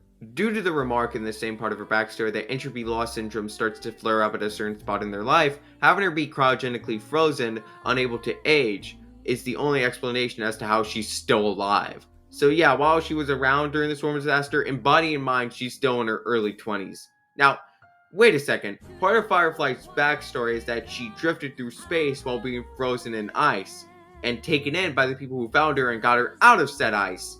Does that remind you of anyone? Just a shot in the dark here. Does that happen to remind you of any other characters from this game? Just anybody else? Okay, yes. I believe it's very much intentional that March and Firefly have this in common with their backstories. I theorize the two are meant to parallel each other. March is our dearest travel companion, tagging along with us on every planet we've been to so far. Due to having amnesia, she's made it a habit of taking photos to ensure she doesn't forget anything again. At multiple points, such as right before we go to Eurilo 6 and her companion mission, she's established a desire to regain her lost memories. Now, let's turn our attention back to Firefly. She mostly interacts with us and takes the companion role March 7th would usually take during the first chapter of the Penacony storyline. She's a lost soul, tortured by her past, and left with a grim future. While March seeks to recall the past, Firefly is focused on extending her future. This just makes the mystery of March's past even more interesting. Does this mean she was also around during the Swarm disaster? Who knows? Not me. I'm not working on this game. In fact, it's not just these two. The Stellaron Hunters are meant to parallel the Astral Express crew. Firefly implies as much with this line. The Astral Express and the Stellaron Hunters are like light and shadow. The paths the two groups follow are polar opposites as well. The Trailblaze supposedly never ends, but finality is all about how everything is destined to end. As for the characters, so far, Donhong and Blade contrast each other, and now we have Firefly and March. I hope that we'll see these two actually interact with each other to get a solid grasp of how they differ, and I look forward to seeing the other parallels further established with the remainder of both teams. This discussion of the Stellaron Hunters paralleling the Astral Express actually leads nicely into my next point. There's one last Kamen Rider comparison I must make. They typically fight solo. There are seasons with multiple riders who work together, but if you're looking for team-based tokusatsu action, you should turn to Super Sentai / Power Rangers. However, Firefly is not a lone wolf. She's a Stellaron Hunter. What reason did she have to join? According to her character details, she joined the Stellaron Hunters in a quest for a chance at life, seeking to defy her fated demise. Her wish strongly ties into the major theme of Honkai Star Rail as a whole, fighting against one's fate and forging your own path. The Stellaron Hunters are the most recurring antagonists of this game, led by a guy known as Destiny's Slave. The Stellaron Hunters follow the path of finality, whose Aeon Terminus travels back in time and brings with them prophecies that are destined to be fulfilled. However, as made clear by Kafka's confession during the Xianshou arc, Elio also wants to break free of the chains of fate by setting everything up and making Nanook's defeat possible. As Jade says in her interaction with Firefly, the Stellaron Hunters travel the path of finality, yet struggle against their destinies. Her persistent defiance of fate is delved into during the flashback where she's in the car with Blade. Elio believes there is only one type of destiny, the inescapable kind, death itself. Thanks to his future sight ability, he writes scripts for his comrades and makes them aware of their supposedly predetermined ends. But, as Firefly says, before that fated moment arrives, they retain the right to choose how they spend their time. And Firefly chooses to spend what could be her last few days as herself, rather than the mechanized armor she was created to pilot. A more humorous example of her defiance is her exchange with Silverwolf in the quest Unconquered. She decides that before going to the Radiant Feldspar, she's going to spend her free time wandering around the dreamscape and buying some oatcake rolls for her and her teammates. I have added new footnotes to my destiny. In that same conversation, we see that Kafka and Blade care about Firefly a lot, and after completing the Farewell Penacony chapter, we get a text from Sparkle saying that Silverwolf paid off the Masked Fool to ensure the 3 deaths Firefly would experience on Penacony were as safe as possible. Just like the Astral Express, the Stellaron Hunters are a found family who care for and look out for each other. In case I hadn't made it clear enough already, I'm a huge fan of Firefly. Her story of a burning desire to continue living despite so much holding her back, to live without regrets, is beautiful and poignant. I'll be completely honest, I teared up during that fireworks cutscene. Yes, I'm brave enough to admit I cried to a gacha game, damn it! After the extremely harrowing life she's had, I'm happy she got to realize her goal, being able to experience such a joyful moment and have the opportunity to keep living and find more happiness. I'm not sure where Firefly's story will continue from here, but I'm just happy it gets to continue at all. Until we meet again, Firefly, when our different paths intertwine once more. You know, it's funny how I made all those comparisons to Kamen Rider when the one staple of the franchise Firefly doesn't follow is having a motorcycle. That's why they're called Kamen Riders, because they ride motorcycles. So hey, fan artist, draw Sam with like a Ghost Rider-esque fire motorcycle. That would be epic. We have now reached the final part of this analysis. We've gone over every playable character who had a role to play in the grand tale of Penacony. It's pretty evident how this story was a marked improvement from the previous story arcs, and that was the heightened emphasis put on the characters. Acheron, Aventurine, Misha, Robin and Sunday, Firefly. The handling of the characters here are what made this story work so well. We got to see their backstories and development on screen, rather than leaving most of their characterization locked behind the character stories. On top of that, the fleshing out of the cast is naturally woven into the progression of the main story, instead of us taking big detours to explore what a character was all about. I know it's easy to rag on the Inazuma Archon quest from Genshin, but it does serve as a good example of what I mean. To start Act 2 of the Inazuma story, you have to complete Ayaka and Yoimiya's story quests. Now, I'll admit it's been a while since I've played through those, so I can't critique in depth, but it speaks volumes how the devs forced you to do these 2 quests before you could progress with the main story, rather than finding a way to flesh out Ayaka or Yoimiya during the Archon quest. That issue is almost completely avoided with Penacony's story.